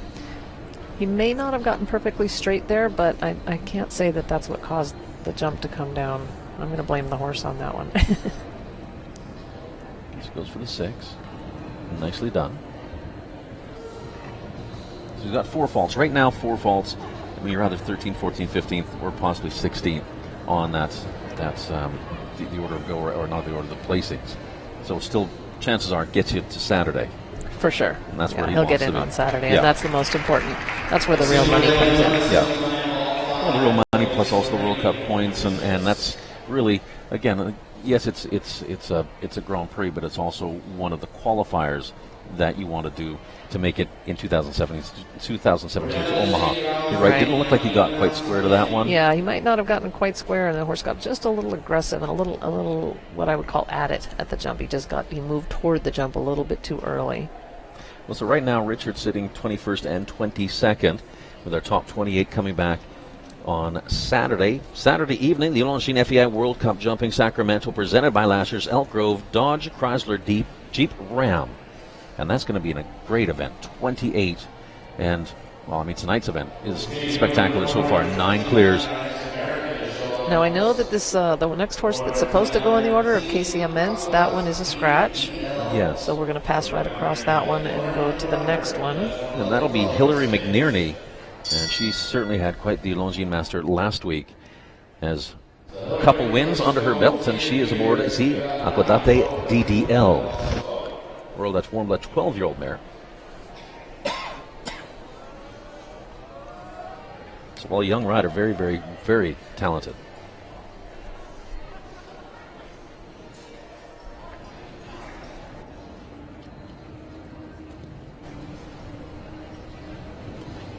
And so nicely over fence in number 2, a left-hand turn, forced ride. First 4 fences really hit. I think they're very nice that Guillermo George is set. He always does a brilliant job. I mean, in the Olympics, it was just unprecedented. I thought he was absolutely amazing. Course design is getting more and more difficult because we've got so many good horses now. Well, and that's true. The horses they're bred so well. They're so athletic. They're quick. They're agile. Course designing to me is got to be one of the tougher things. And Guillermo George, he's on top of the game right now. Yeah, it's really nice to have him here this week. Plus also a gentleman. That's too bad. That fence number 9 came down. But yeah, Guillermo George, I mean, he's always so humble, always such a gentleman. Loves the sport, loves the horses. This is a really nice horse, especially for a younger rider. He looks like he has a lovely mouth. I mean, he's going in a little plastic bit, I think, which is not very strong. Can't tell if there's a little gag on there or not, but it looks like a very nice horse with a nice mouth and easy to ride, easy to sit on. Jumps beautifully as well. Well, just that lone rail at fence and number 9, attack on 1 time fall for a total of 5. Quite a lot of scores with 5 penalties, huh? Yes, that's true.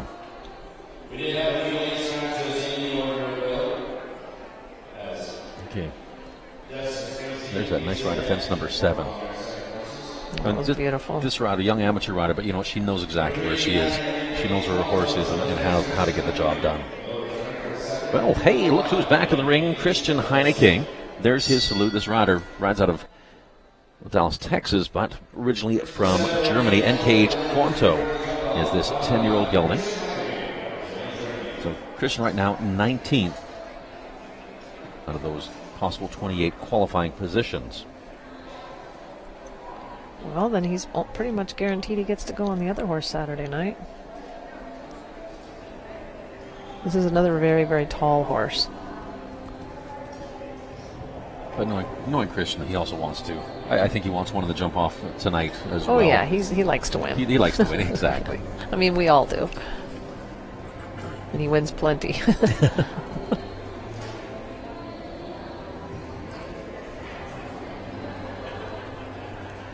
But then I would pretty much guess if you ask Christian Heineking, hey, Christian, to get tired of winning, he'd probably say no. I'm sure. No, he's a true competitor, and so far so good. It's looking really nice that this turned back to 8.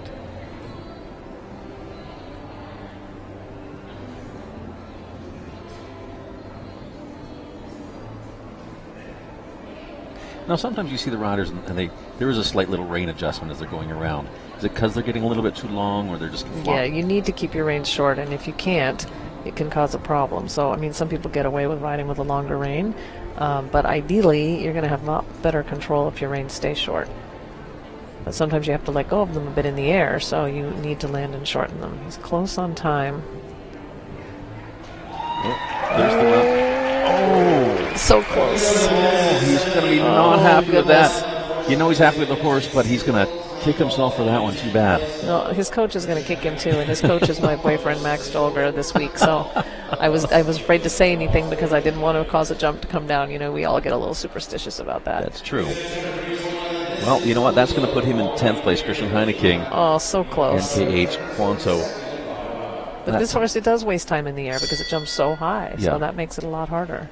So just 0.25 over that time allowed. That is just unfortunate. Well, Guido Klata back in the ring. Well, back-to-back German riders. And this, well, they're saying this is Coolio. But on my sheet, I had Coolio as going first. Yeah. There may have been just a little bit of a change because I think Guido's first horse was King High. And this is, in fact, Coolio.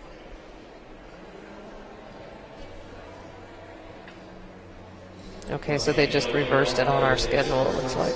Yeah.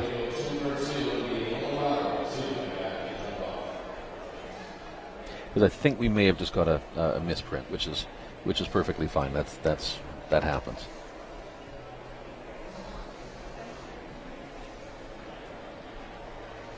Because he had that beautiful chestnut horse, the big jumping horse. Yeah, that one was very impressive. This one's very lively. Quick speed horse. So this is the 9-year-old stallion.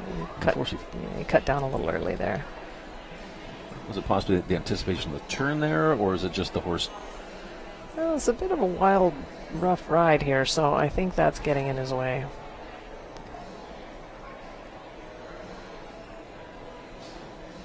I mean, this looks like a horse that does maybe a lot of speed classes because it is very quick.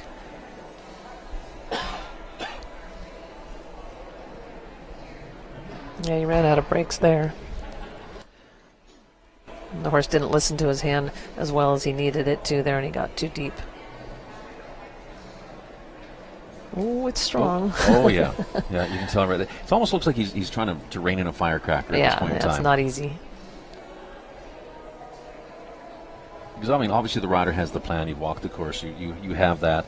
And then sometimes your four-legged partner goes, yeah, I know that's your plan, but that's not really my plan. Well, he just got so strong. Mm-hmm. Now, does that happen to horses like this that are maybe are a little bit more naturally wanting to attack or are aggressive towards the fences? Does it get, as you go through the course, that they just start building and building and building? Most horses do get stronger, partway through a course. Mm-hmm. That happens to most horses, and I don't blame him for doing that because he's really run out of control here. So most horses will get stronger, but in this case, he completely ran out of brakes. So. Yeah. But it looks quite nervous. Yeah. Maybe it doesn't have a lot of experience. I don't know the horse very well myself. It looks like if it is the same horse that we have on our schedule, it says it's only 9. Yeah, it's only a 9-year-old stallion, so certainly a young horse. But, I think he's going to be a nice horse. I mean, it's got a lot of potential. For sure.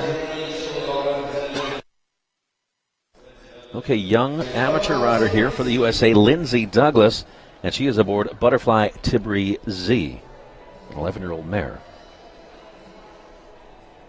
This rider spent a little bit of time over in Europe. Now, great to have her back on American soil. Oh, I hate when that happens. It's such a letdown.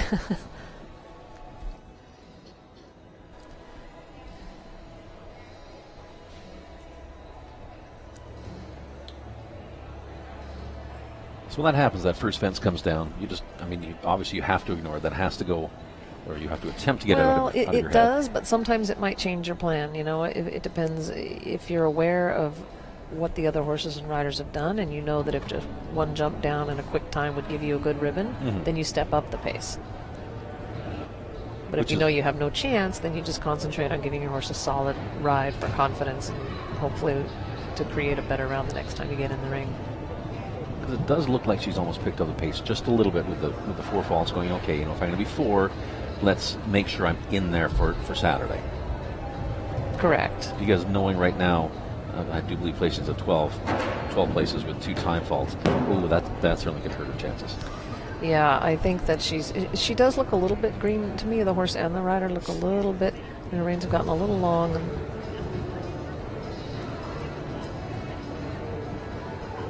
Yeah. So that was a mistake there. I think she sort of just fell apart a little bit at the end. Well, and that's tough. I mean, as you and I were talking with the reins and getting longer and longer and longer, and sometimes it's because of how hard they jump and just release.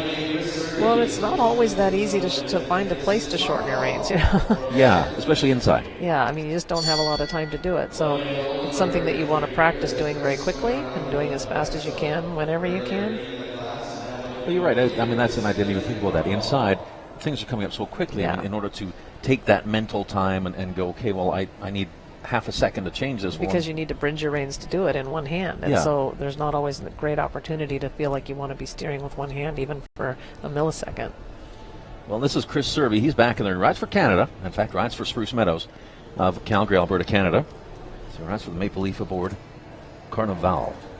That was a late rail. He had that back rail, and it was a stride and a half away from the jump by the time it fell, and that's always a disappointment.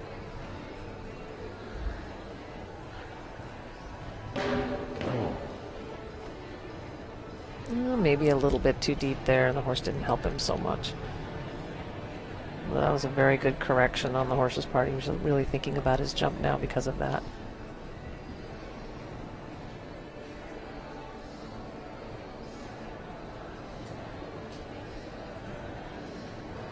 So over to Liverpool as we come down to fence number 9.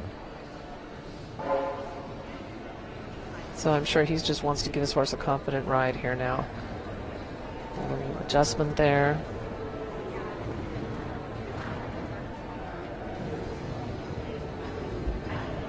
I do like this horse quite a lot. I watched it at the Masters last week, and I really like it.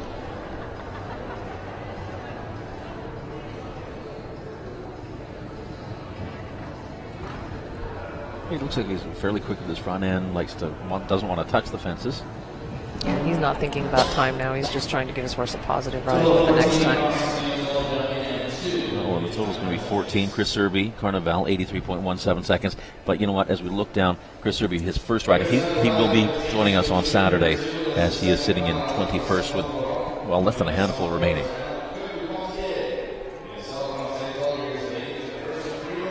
And Quick de Poitiers and Samuel Perrault from Chile, with just 3 remaining in this first round.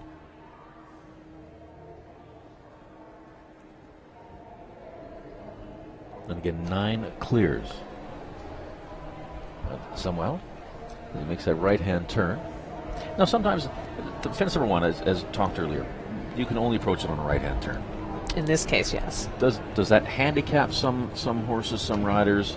Some horses prefer the right lead over the left, or vice versa, and some riders too. So sometimes, if you have an option, you want to start maybe on the lead that they prefer, but you really just don't always get an option. Oh, got a little sideways there, but I think this horse does that. I mean, you can really see what a good rider he is when he manages that as well as he does. And I mean, talking about reins, Samuel, he's an amazing rider, always great with his horses and everything. His reins, his trademark seems to be ride with a little bit longer rein. Well, some people are more comfortable there. I mean, he landed there and shortened his reins. And some people just have a tendency to let go a little bit in the air because they need to in order to follow the horse's jump well enough. So watch. I mean, they're long here, but I'm sure no, they're not so bad. But he just elevates his hand to make up for it. Oh, so he makes that adjustment to Right. It's better to go, I think it's better to elevate your hand if your reins are long. You have a little more strength that way. So, not much bad to say about that, is there? No, especially because, you know what, he was clear aboard his first horse, clear aboard number 2. He must love this place. And you know he's happy with that. Such a nice gentleman. And, well, he's got 2 in the jump off. There's that final fence. Horse comes up so beautifully. Little twist with the hind end. But Yeah, that might just be the horse's style. Some horses do just twist a little bit. You can tell that horse has a lot of experience because he anticipates where he's going, and sometimes that can make it difficult to ride because he throws his body to the inside. You know, the rider looks where he's going, and then the horse follows too well. Mm-hmm. So he has to work around that a little bit. Not a huge problem, but it's something you have to think about. Also, our $36,500 Morningstar Sport Horses Sacramento International Horse Show, and I do believe just 2 remaining. Well, right now, 10 clears. I think we could have 12 clears. Ranked number 3 on the Longines World Ranking, rider for the USA, Kent Farrington, and Credence. Great horse. Great rider. I mean, obviously ranked number 3 in the world on the Longines rankings. I mean, everything is obviously pointing towards, yeah, you're having a good season, and he doesn't really have a bad season that I'm aware of. But yeah, I guess it's not just a hey, you know what? I woke up this morning and I'm just gonna, it was a good day and I'm all of a sudden number 3. I mean, the cream rises to the top consistently. It's consistency all the time. And he's got a very solid string of horses, so he can rest some of the horses while competing with the others. And well, I mean, this gelding, 9 years of age, so fairly young horse at this level, but Kent gives them such a solid ride. And this horse wants to. I mean, it. I know it's 9, but it knows its job. Well, yeah, the ages between like 9 and 11, they gain a lot of experience there.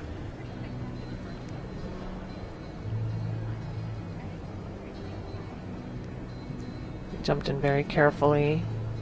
It was beautiful. Almost looked like he had to push just a little bit at that CL. Mm-hmm. But that's the experience of Kent. Well, and so much of good riding is based on feel. You have to feel how your horse is jumping and then decide very quickly whether you need to add leg or add hand or a little bit of both or straighten the horse. There's so many things that you have to do, but that's based on what you're feeling at that moment. It's a very pretty jumper in the air. Mm-hmm. And it's quick also. It's quick across the ground and quick in the air. So I don't think he'll have to worry about time faults. He's at 72 right there. Could be playing with the time. I don't think he's going to make it, is he? No, he's not. Not going to make it. Still a great ride. Okay, Credence, Kent Farrington. We're gonna see them on Saturday as well. But he has that one-time fault, 79.51 seconds, and that's going to put him into 12th place. Guaranteed. Well, there's that triple combination. Yeah, he's a very pretty jumper. I mean, and I won't go as far as saying that Kent planned on having a time fault, but I don't think he cared about it that much. Yeah. He wants to give the horse really a good, solid performance.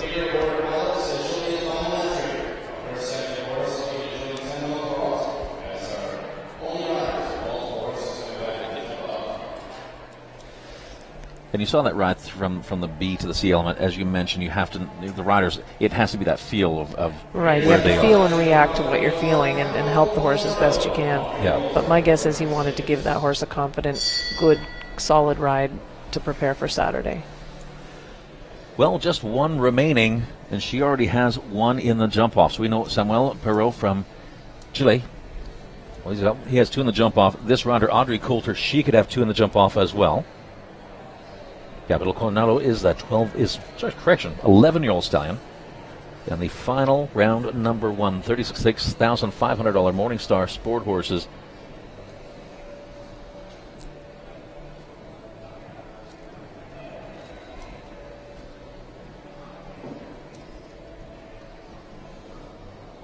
And this Morningstar Sport Horses Grand Prix Qualifier. Got a lot of clears with 10. Right now sitting with one time fault, 3 of them. We rubbed that a little bit off the ground, so let's see how he reacts here at the next oxer. Rubbed a little bit at B, and got better at C. Jumped fence 7 beautifully.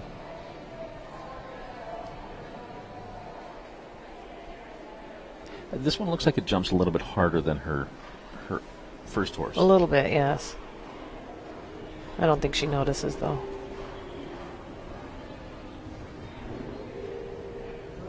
She's got long legs. It's easy for her to sit on a horse that jumps hard. So that certainly, I mean, always previously we were talking about Tiffany Sullivan, for example, being petite. Would it be harder for her to ride a horse like this than somebody who has longer legs that can wrap around? You know, I think it's really hard for me to answer that because I've only got one body to compare it with, so I'm not sure. Okay, so Audrey Coulter, she's qualified both her horses for the jump-off round. And so we will have 11 to come back for the jump-off. I think, did Georgina scratch the jump-off? I think she did. So beautiful through that combination. You saw the horse kick out over the B element because, I mean, they don't want to touch it with her. He made an extra effort there for her. Yeah. And just great to that. The skinny vertical, fence number 12.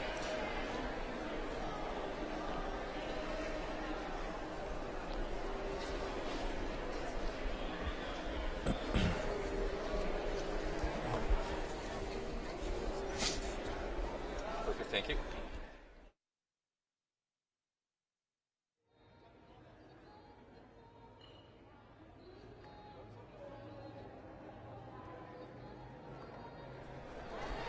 Well, Susan Artez, this has been a great competition. The $36,500 Morningstar Sport Horses Grand Prix Qualifier for Saturday. Also lots of money on the grabs. Well, we do have 11 qualified for the jump-off. 2, in fact, are opting out of the jump-off. That's Georgina Bloomberg and Rich Fellers. I guess why? I think they feel like they want to save their horses for Saturday night. You know, if they jumped well.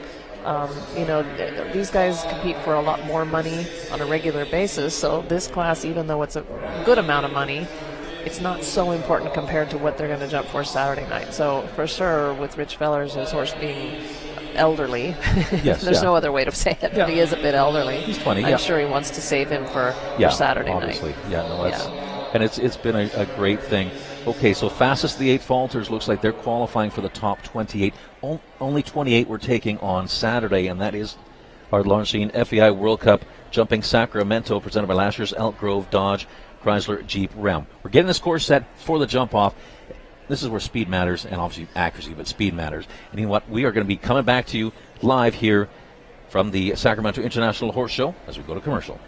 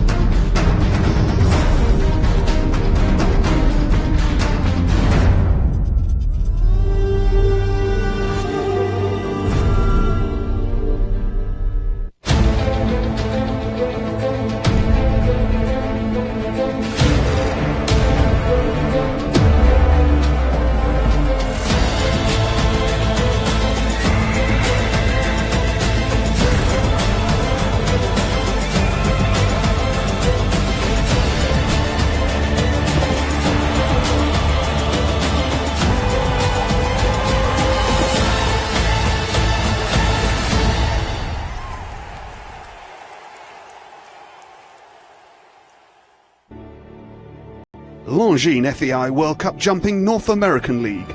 14 qualifying events across 3 countries in North America.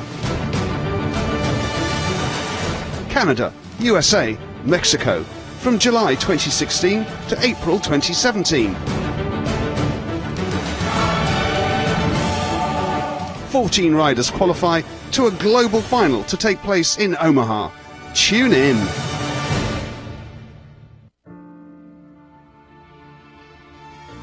Equestrians live in a different world. One with an animal who has a mind, body, and soul of his own. This October, the world's best horses and riders come together under one roof in Del Mar to compete for World Cup points. Join us for the Del Mar International Horse Show, October 12th through the 23rd at the Del Mar Fairgrounds. Two hearts, one passion, equestrian. What happens when you sell lots of Dodges, Chryslers, Jeeps, and Ram trucks? You become the #1 Dodge dealer in Northern California with the largest inventory in Northern California. Hey, it's Vince Bloom, the big guy at Lasher's Oak Grove Dodge, Chrysler, Jeep, Ram. And when you sell that many cars and trucks, you need lots of lots. Lots here, lots there, lots across the street, and online, all at the lowest price, and serviced by the best techs. Find your next car at Lasher's Oak Grove Dodge. In the Oak Grove Auto Mall, online at oakgrovedodge.com. For over 60 years, our name means a great deal. At Urites Village, our mission is to uplift and transform communities with orphanages. We need to make sure these children have access to clean water and sanitation, sustainable agriculture, medical care, and educational opportunities. My dream is to build an orphanage where these kids can grow up In a safe, loving environment where their basic needs are met. Every child has that right. We need your help. These children need your help. It takes a village to create this kind of change.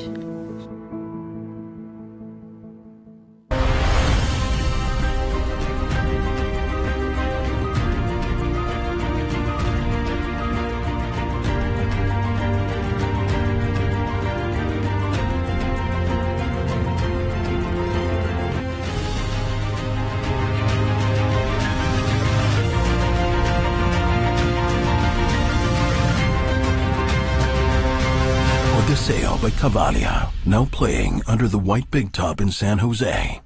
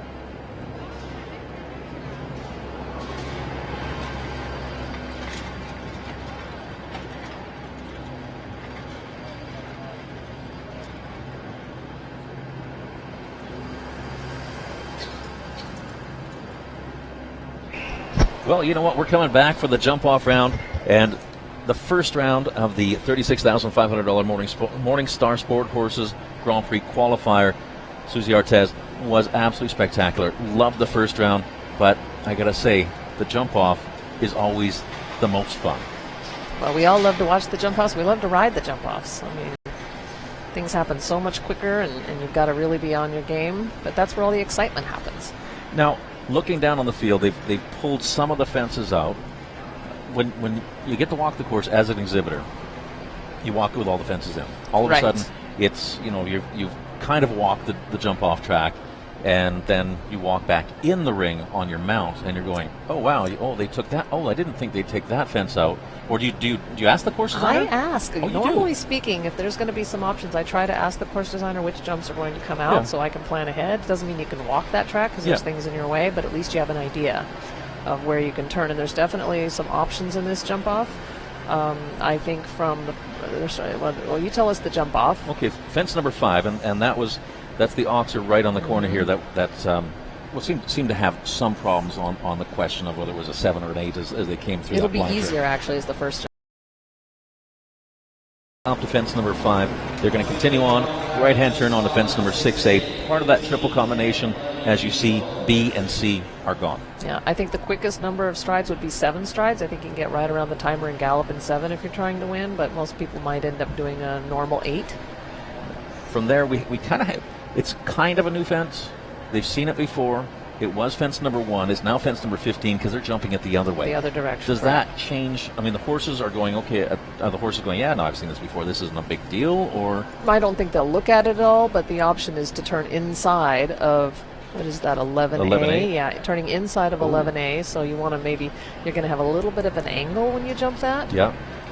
So it's not very, very tall. It's not one of the tallest jumps on course, so I don't think it's going to present a problem, and I think most everyone will make that inside turn. So if they cut that and they slice it from right to left on fence number 15, they're going to come back around left-hand turn to fence number 10. Well, that's the big option. Do you stay on the takeoff side of fence number 5, or do you go, okay, that could be maybe a little bit too much? I think it really depends on your horse. I mean, again, that is not a very tall jump on course. But it will make the 5 very long to 11AB if you make that inside turn. I didn't even think about that because it's going to push you out, and then you're going to... Right. Okay, so depending if you hit that one a little too short, then you end up maybe feeling like you have to do 6 strides. But, these guys are all pretty experienced. They might go inside and inside, the 2 inside options. So we go from the Longines combination, fence number 11A and 11B, Oxer vertical combination. Well, the last 2 fences, actually, I got to say the last 4 fences on course, 10, 11AB, well, 12 and 13 are the last 2 fences. So they've seen this before. It's all been part of that puzzle that was put together. Right, so that's not a big deal. They just have to be, tidy as they roll back to 12 and then gallop to 13. But I do have to say, and this from getting to commentated horse shows, one of my most favorite things is the gallop from fence number 12 and a long gallop to fence number 13 because, well, you know what? So many things can happen. It's always so much fun because the Oxers make the jump there. I mean, it's a powerful fence as the riders gallop down for first, hopefully for first place, because that's where they're wanting to end up. Well, in a crowd, they always love to have a big run to the last jump because that's where most mistakes can happen. If it's a little bit like, there's a little luck involved. You can gallop down there and still keep the jump up. Yeah. And I mean, it can be that heartbreaking fence where it's like, okay, I'm there, and no, I'm not really there. Right. It's because it's that. I mean, here in the jump off, it's fractions of a second. The takeoffs here in the jump off as well. I mean, it's fractions of an inch where, okay, you got just half an inch too close to the fence, and the horse couldn't get out of the way. Well, that can happen, and some people walk that line. I did. I walked it. I have a number in mind. We'll see what they do. But, because it was in the first round, you sort of have an idea of how many strides you got in the first round, so you know whether you can leave 1 out or maybe even 2 out. Okay, very interesting. It's good to know. Mandy Porter, Coral Reef, Follow Me Too. As you said, it's a fairly new pairing up of the horse and the rider, but you know what? They are one of the clears. So it looks like this partnership's coming together very, very nicely. They look beautiful together. Mandy's a fast rider.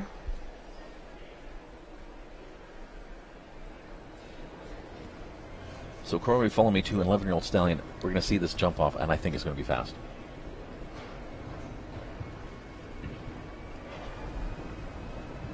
And there's the 7 I talked about, but it was a bit flat and a little bit heading into the people sitting in the vendor's row there. Beautiful inside turn, but she decided to go around, which I don't blame her after having that jump down.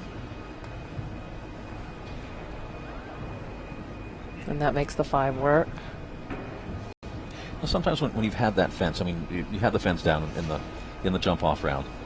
Do you maybe not relax a little bit, but you go for a little bit more of a, hey, let's get ready for Saturday? Yes, absolutely. When you have a jump down, especially when you're first in the order in the jump off, you don't try to go so fast. Yeah. Okay. You just give your horse a solid experience. So 39.82 seconds for jumping faults. That second fence in the jump off coming down. Mandy Porter, well, she's on top of the leaderboard right now, but look at that. Didn't look like it. I mean, it was just a touch on the front, touch on the back, but just that was enough. A little bit. I think she got there a little quicker than she thought she would, and a little bit more of an angle. And that's going to be tough, especially as you mentioned, coming in 6A, because you have the vendors there. You have a lot of people there. You have extra lights over there as well.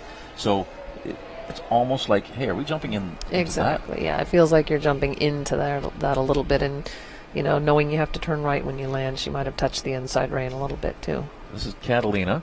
Okay, he's picked up the gallop, now doing a circle. Eduardo Vanessa is the rider for Brazil. Is it just sometimes it looked like he was coming down to the first fence, but then did a circle? Is it like something might not have felt quite right? He didn't like the canter he had, or didn't think his horse was paying attention. And there's the 7. Okay, nice inside turn. Ooh, that's clever. If you can pull it off, and he does. Gonna be patient here. It's so great to see the horse. I mean, right through the corner was so supple through the corner. That was lovely. And he got down the 5 no problem. Oh. All those inside turns, sometimes they just create a little bit of a dodgy character in the horse. Well, he still moves in the first place, has the 4 faults, 35.85 seconds of Watermanesses and Catalina.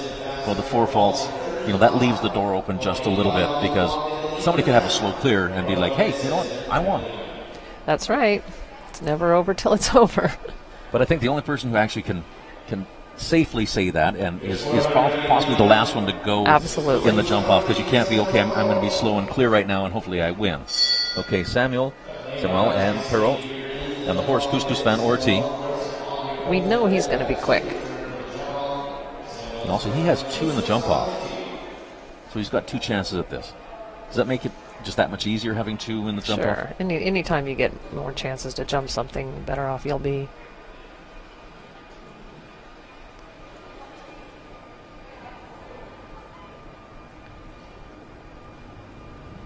Well, with these tight turns, you can't do them too quickly. You have to be patient and execute them very well.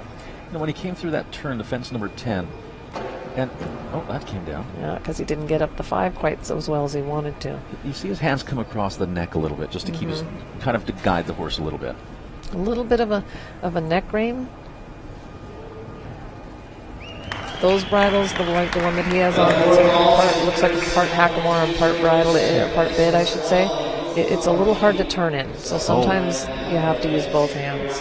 Okay, so into second place, Samuel Perot and Couscous Van Orti. The 1 rail coming down, 4 jumping faults. You knew he was going for the clear.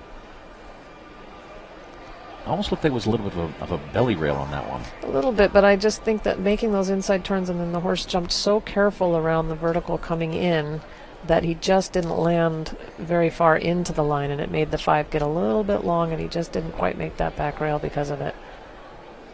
So sometimes with those inside the inside turns, you're turning them tight and everything like that, it doesn't allow them to possibly jump and get the spread over top of the officers? Well, they don't quite have the momentum coming through the corner that they would on a longer approach. So you lack momentum coming through the turn, so you land a little shallow, and it's a forward 5. So, he just didn't quite get there as much as he wanted to. So right now, Donovan SS in the lead, 4 faults, 35.85 seconds. Well, in fact, all of our riders so far who have joined us have had just 1 slight touch, 1 rail on course. But, 4 faults could win it right now. Eduardo Meneses, sure, he'd be happy if he could win it with 4 faults and that time. Sure. Because he was fast, did all the inside turns. It was just that 1 slight touch. Looks like Audrey Coulter back in the ring. And Audrey Coulter aboard Alex.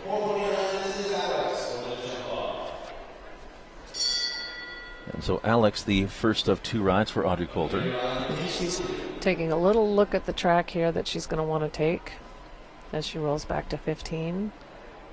Now she's going 4th in the order. Does that give her any opportunity to look at maybe the first one to go and then quickly go warm up your horse? No, she won't get to watch. She has to sort of just ride the plan that she has, and generally speaking, hopefully you've got someone on the sidelines that can tell you what's happened. So it's really it's a whole team thing. Yes. It's not just you're by yourself. And right. Ideally, you've got someone watching and telling you, that 7 in the first line is quite doable. It's not that hard. Yeah.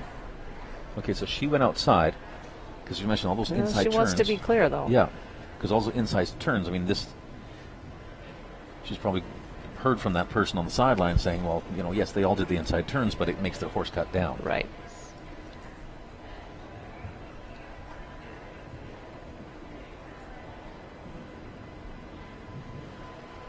Yeah, so that was a very good, solid, conservative, but not too conservative. Well, so she's clear, not the fastest, but she moves in first place. And sometimes you take, that's the gamble you have to take. It's like, okay, you know what, everybody else has been moving fast. And just a great jump of that final fence. Yeah, I would be happy with that round. Mm-hmm. You know, it is very tight going inside of number 5 to get back to number 10. It's quite tight. There's Carl Cook and Kayo. Kayo is, well, for the USA, and right now Audrey Coulter in the lead, 40.58, 40.58 seconds leading time, and only one double clear. He's winding up. And a lot of times Carl in the jump off doesn't look like he's moving, but he covers the ground very well. Well, he's very efficient with his track.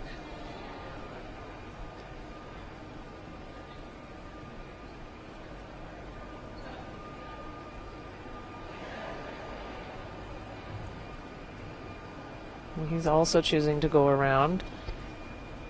Now, is that sometimes the case where you see so many people do the inside turn, it doesn't pay off, and you go, Yeah, okay, it didn't work for them, maybe, you know. Yeah. And if it's not working, there's no point in trying to make it happen if it's not looking like it's easy enough. And it may not even save you that much time.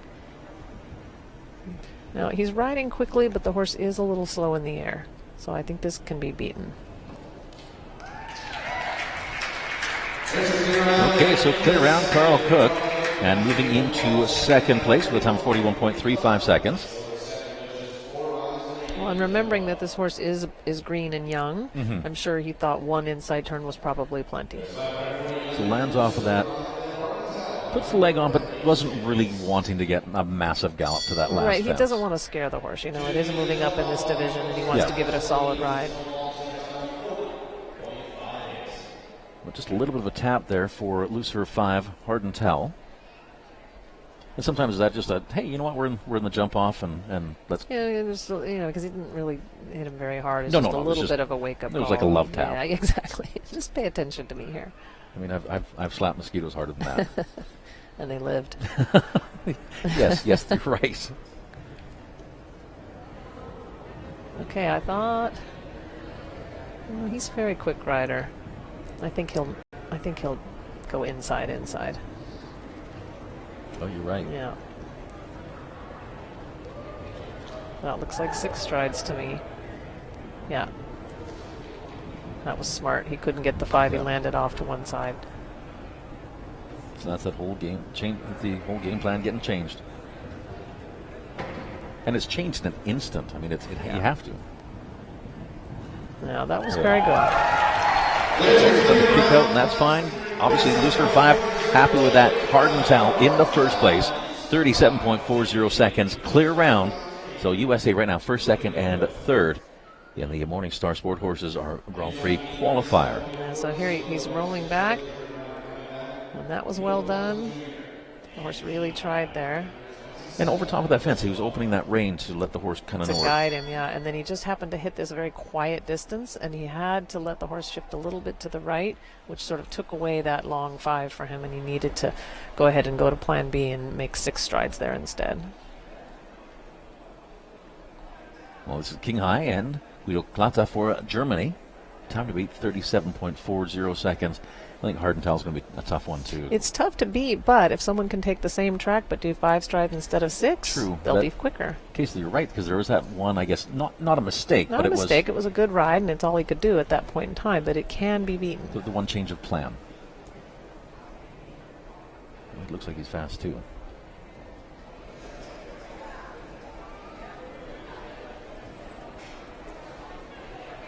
Oh, it's not easy. Whoa. And there's the 6 again. Yep.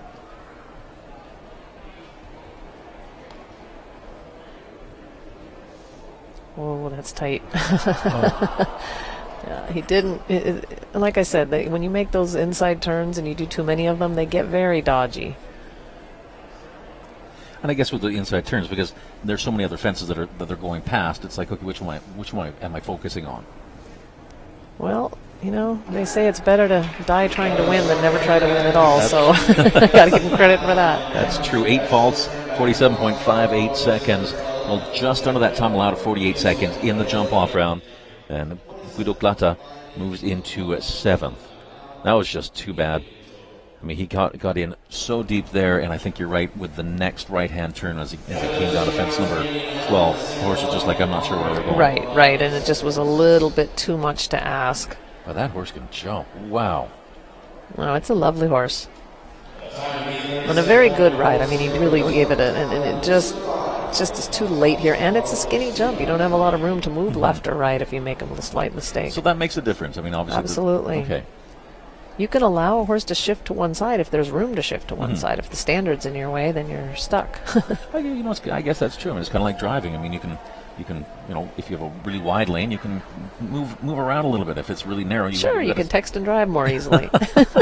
We're not condoning that. No. We're not condoning that. Okay, Samuel's back in the ring. And Samuel, girl from Chile, aboard. That is Quick Dupotier. So he got back in the ring very quickly. And so far, he's had the second fastest time we've seen in the jump off, 37.20 seconds. So he's already better the time that's holding down the lead, but he had one rail down for his first ride.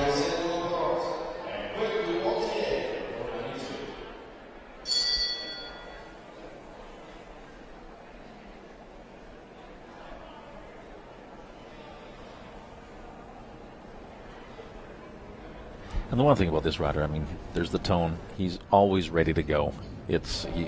He's almost anticipating or waiting for the judges, like, come on, can you tone me? Yeah, he's ready. Yeah, because when he walks in that competition already, he is definitely ready. Ooh, this is hard. Okay. He's keeping his cool. And there's the 5. There's the 5. Ooh. That's how to do it. That was a great ride for the 5. Now he's going to be just a little cautious here. Oh, shoot. Oh, goodness. Oh, shoot. I think he's all right. Yeah, he's up on his feet. Well, like I said, he did try to die trying to win, so he got an overreaction. Yeah, that was just... Yeah, he pulled to try to turn. The horse misunderstood and thought he was trying to stop or slow down, and he just overreacted. Well, it's certainly great to see Samuel back on his feet. Looks like he may have hurt his leg just a little. Obviously, we have our medical staff. They will be having a look at him to make sure he's 100%. Yeah, that's too bad because he really was on the track. Yeah. Hopefully he's not seriously hurt and just bruised himself. He did sort of fall into the standard. Yeah. That's too bad because, he did the 5. He did all the inside turns. His horse was so responsive. 10, 11 AB, makes that right-hand turn. And then I do think that when you make the first 2 really tight inside turns and then you go to make a third one, they get overreactive. They're not sure what you want of them. They're not sure where to look, and they get a little panicky. Yeah, and that's more or less with that horse doing that around that turn. It just overreaction. It's the okay. I'm not sure where what you want me to do, because Samuel had to really bring the horse back. Yeah, and he had to pull pretty hard, and he just accidentally pulled a little too hard. Yeah. Okay, so Hartental in the lead. Audrey Coulter, she's up next. She also is in second right now. Carl Cook sitting in third. Eduardo Vanessas of Brazil in fourth. Samuel Barreau in fifth.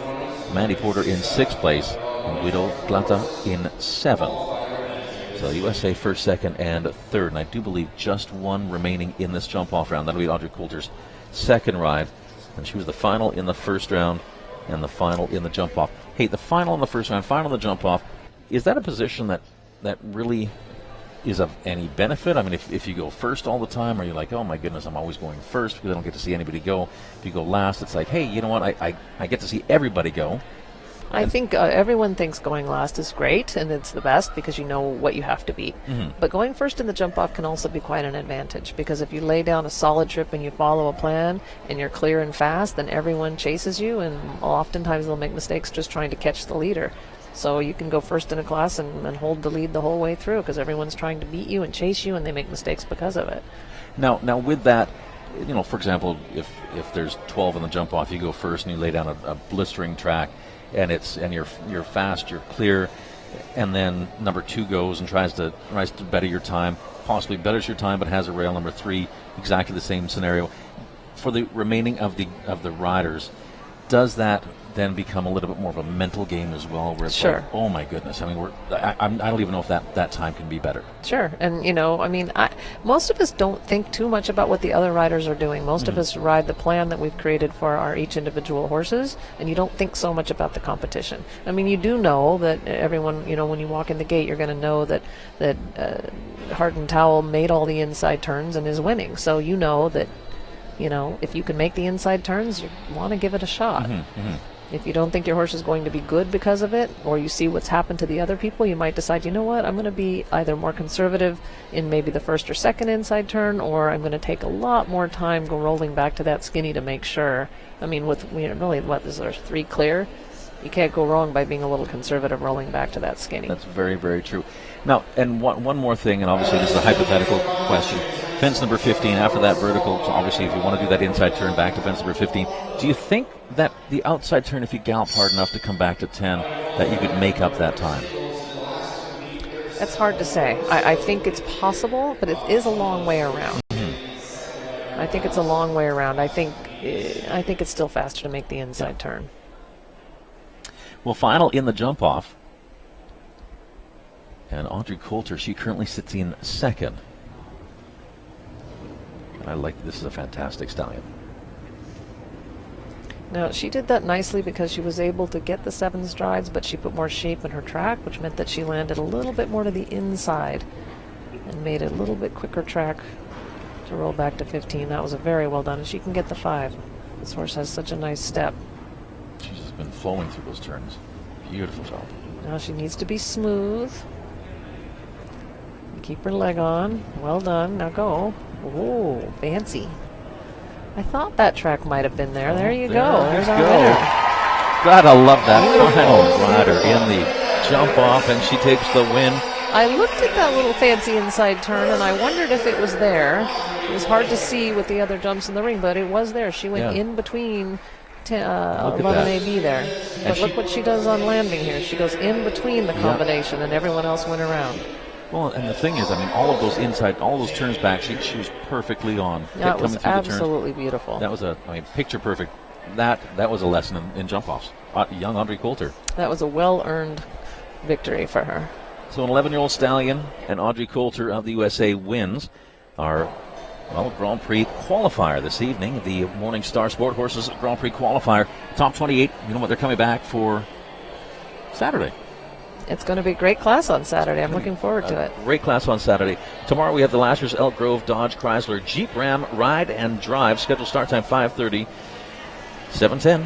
Marietta In and Spa Meter 45 Speed Challenge. That is tomorrow, Saturday, the Longines FEI World Cup Jumping Sacramento, presented by Lashers Elk Grove Dodge Chrysler Jeep Ram. And that is going to be an amazing event. 28. Just looking at this list right now, Saturday is the place to be. And in fact, Saturday, we're also broadcasting on FEI TV. Right now, we're broadcasting FEI YouTube.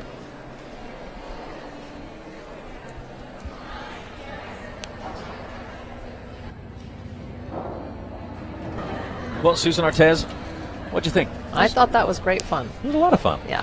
You know what? Hey, let's do this again. Let's do this again. It's a date. It's a date. Don't tell Max that, but yeah. But no, this has been such a wonderful event here in Rancho Murrieta, and we're just on the doorstep of Sacramento, just on the outskirts of Sacramento, the capital for California. Beautiful, beautiful facility. Great show jumping, as always. Sacramento International Horse Show.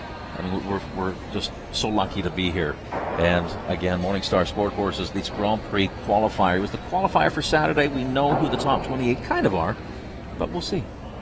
Yeah, you could have some people that scratch and, other people that will get to move up into that top 28. So we'll see what happens. That's true, because, depending upon, somebody might think, oh, you know what, I had a young horse, right, and they were really good, but my second horse is qualified, so the young horse, we're just going to sit them out for Saturday. And that's, that's the way it is, and that's the way you have to do it to get these horses this international experience. Right. It takes many years. Yeah, many, many years. Yeah. Like 2 or 1? Yeah, no more like 8. Perfect. Well, everybody on FEI YouTube, thank you so much for joining us. the $36,500 Morningstar Sport Horses Grand Prix qualifier. Susan Ortez, you have been amazing as always, your knowledge, your insight, and thank you so much. We'll see you, well, tomorrow. Once again, we do have our ride and drive, also our meter 45 speed, and then Saturday, definitely, and that is the Longines FEI World Cup Jumping Sacramento, presented by last year's Elk Grove Dodge Chrysler Jeep Ram. Thank you, Davin. It's been great. It's been wonderful. So, on behalf of Susan Ortez, myself, you guys have a wonderful evening out there. Stay safe, and we'll see you tomorrow. Good night, all.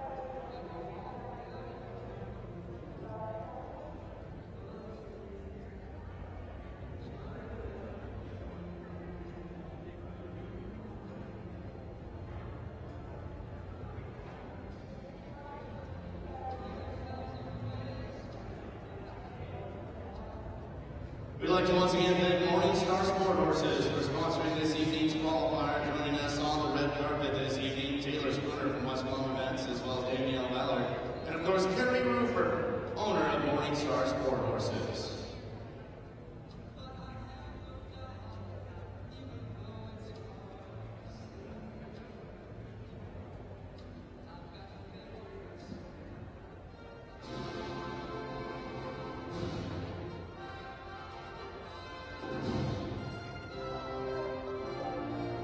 Let's welcome back those top 9 finishers here for tonight's competition, the $36,500 Morningstar Sport Horses Qualifier.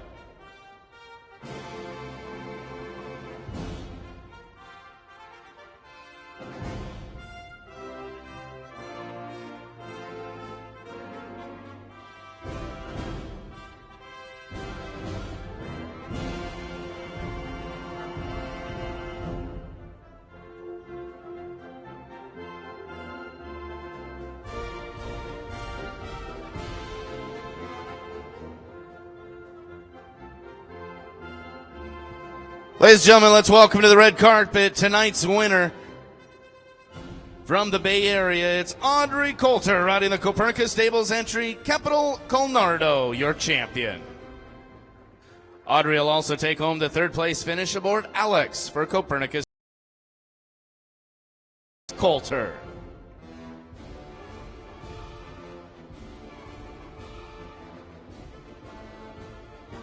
Getting the commemorative photograph with Carrie Roofer, the owner of Morningstar Sport Horses, and presenters Taylor Spooner and Danielle Ballard representing West Palm Events.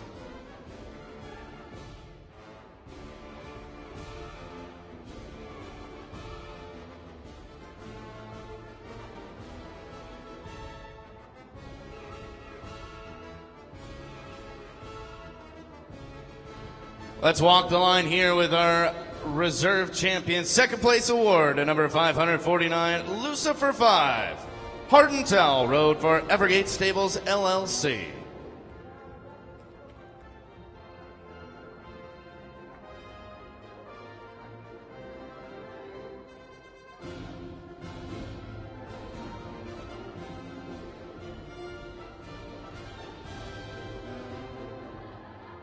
Your fourth place award winner, Carl Cook and Caillou for the owner Signe Osby.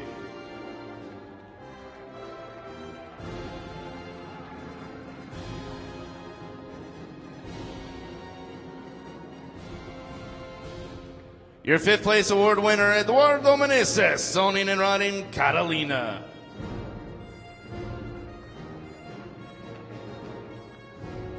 Samuel Porot will finish up 6th and 9th on his two horses, Couscous Van Orti and Quick du Pontier. Joining us here in the ring for 7th place, Mandy Porter and Coral Reef, Follow Me Too.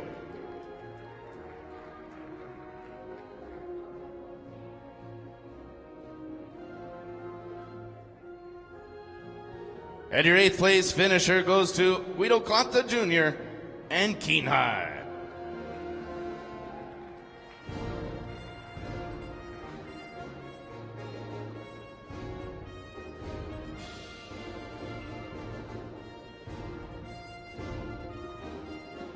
As our presenters make their way back to the red carpet, one more request from our champion, Audrey Coulter, if she'd lead them off in the victory ride, and congratulations once again to your winner, Audrey Coulter and Capital Colnardo.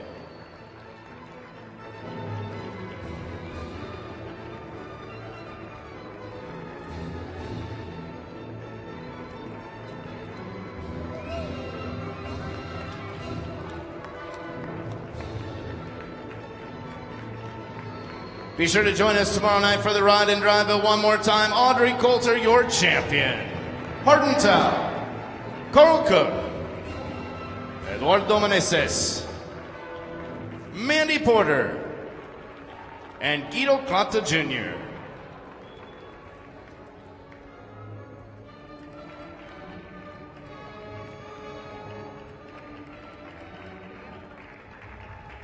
Your champion, it's Audrey Coulter and Capital Colnardo.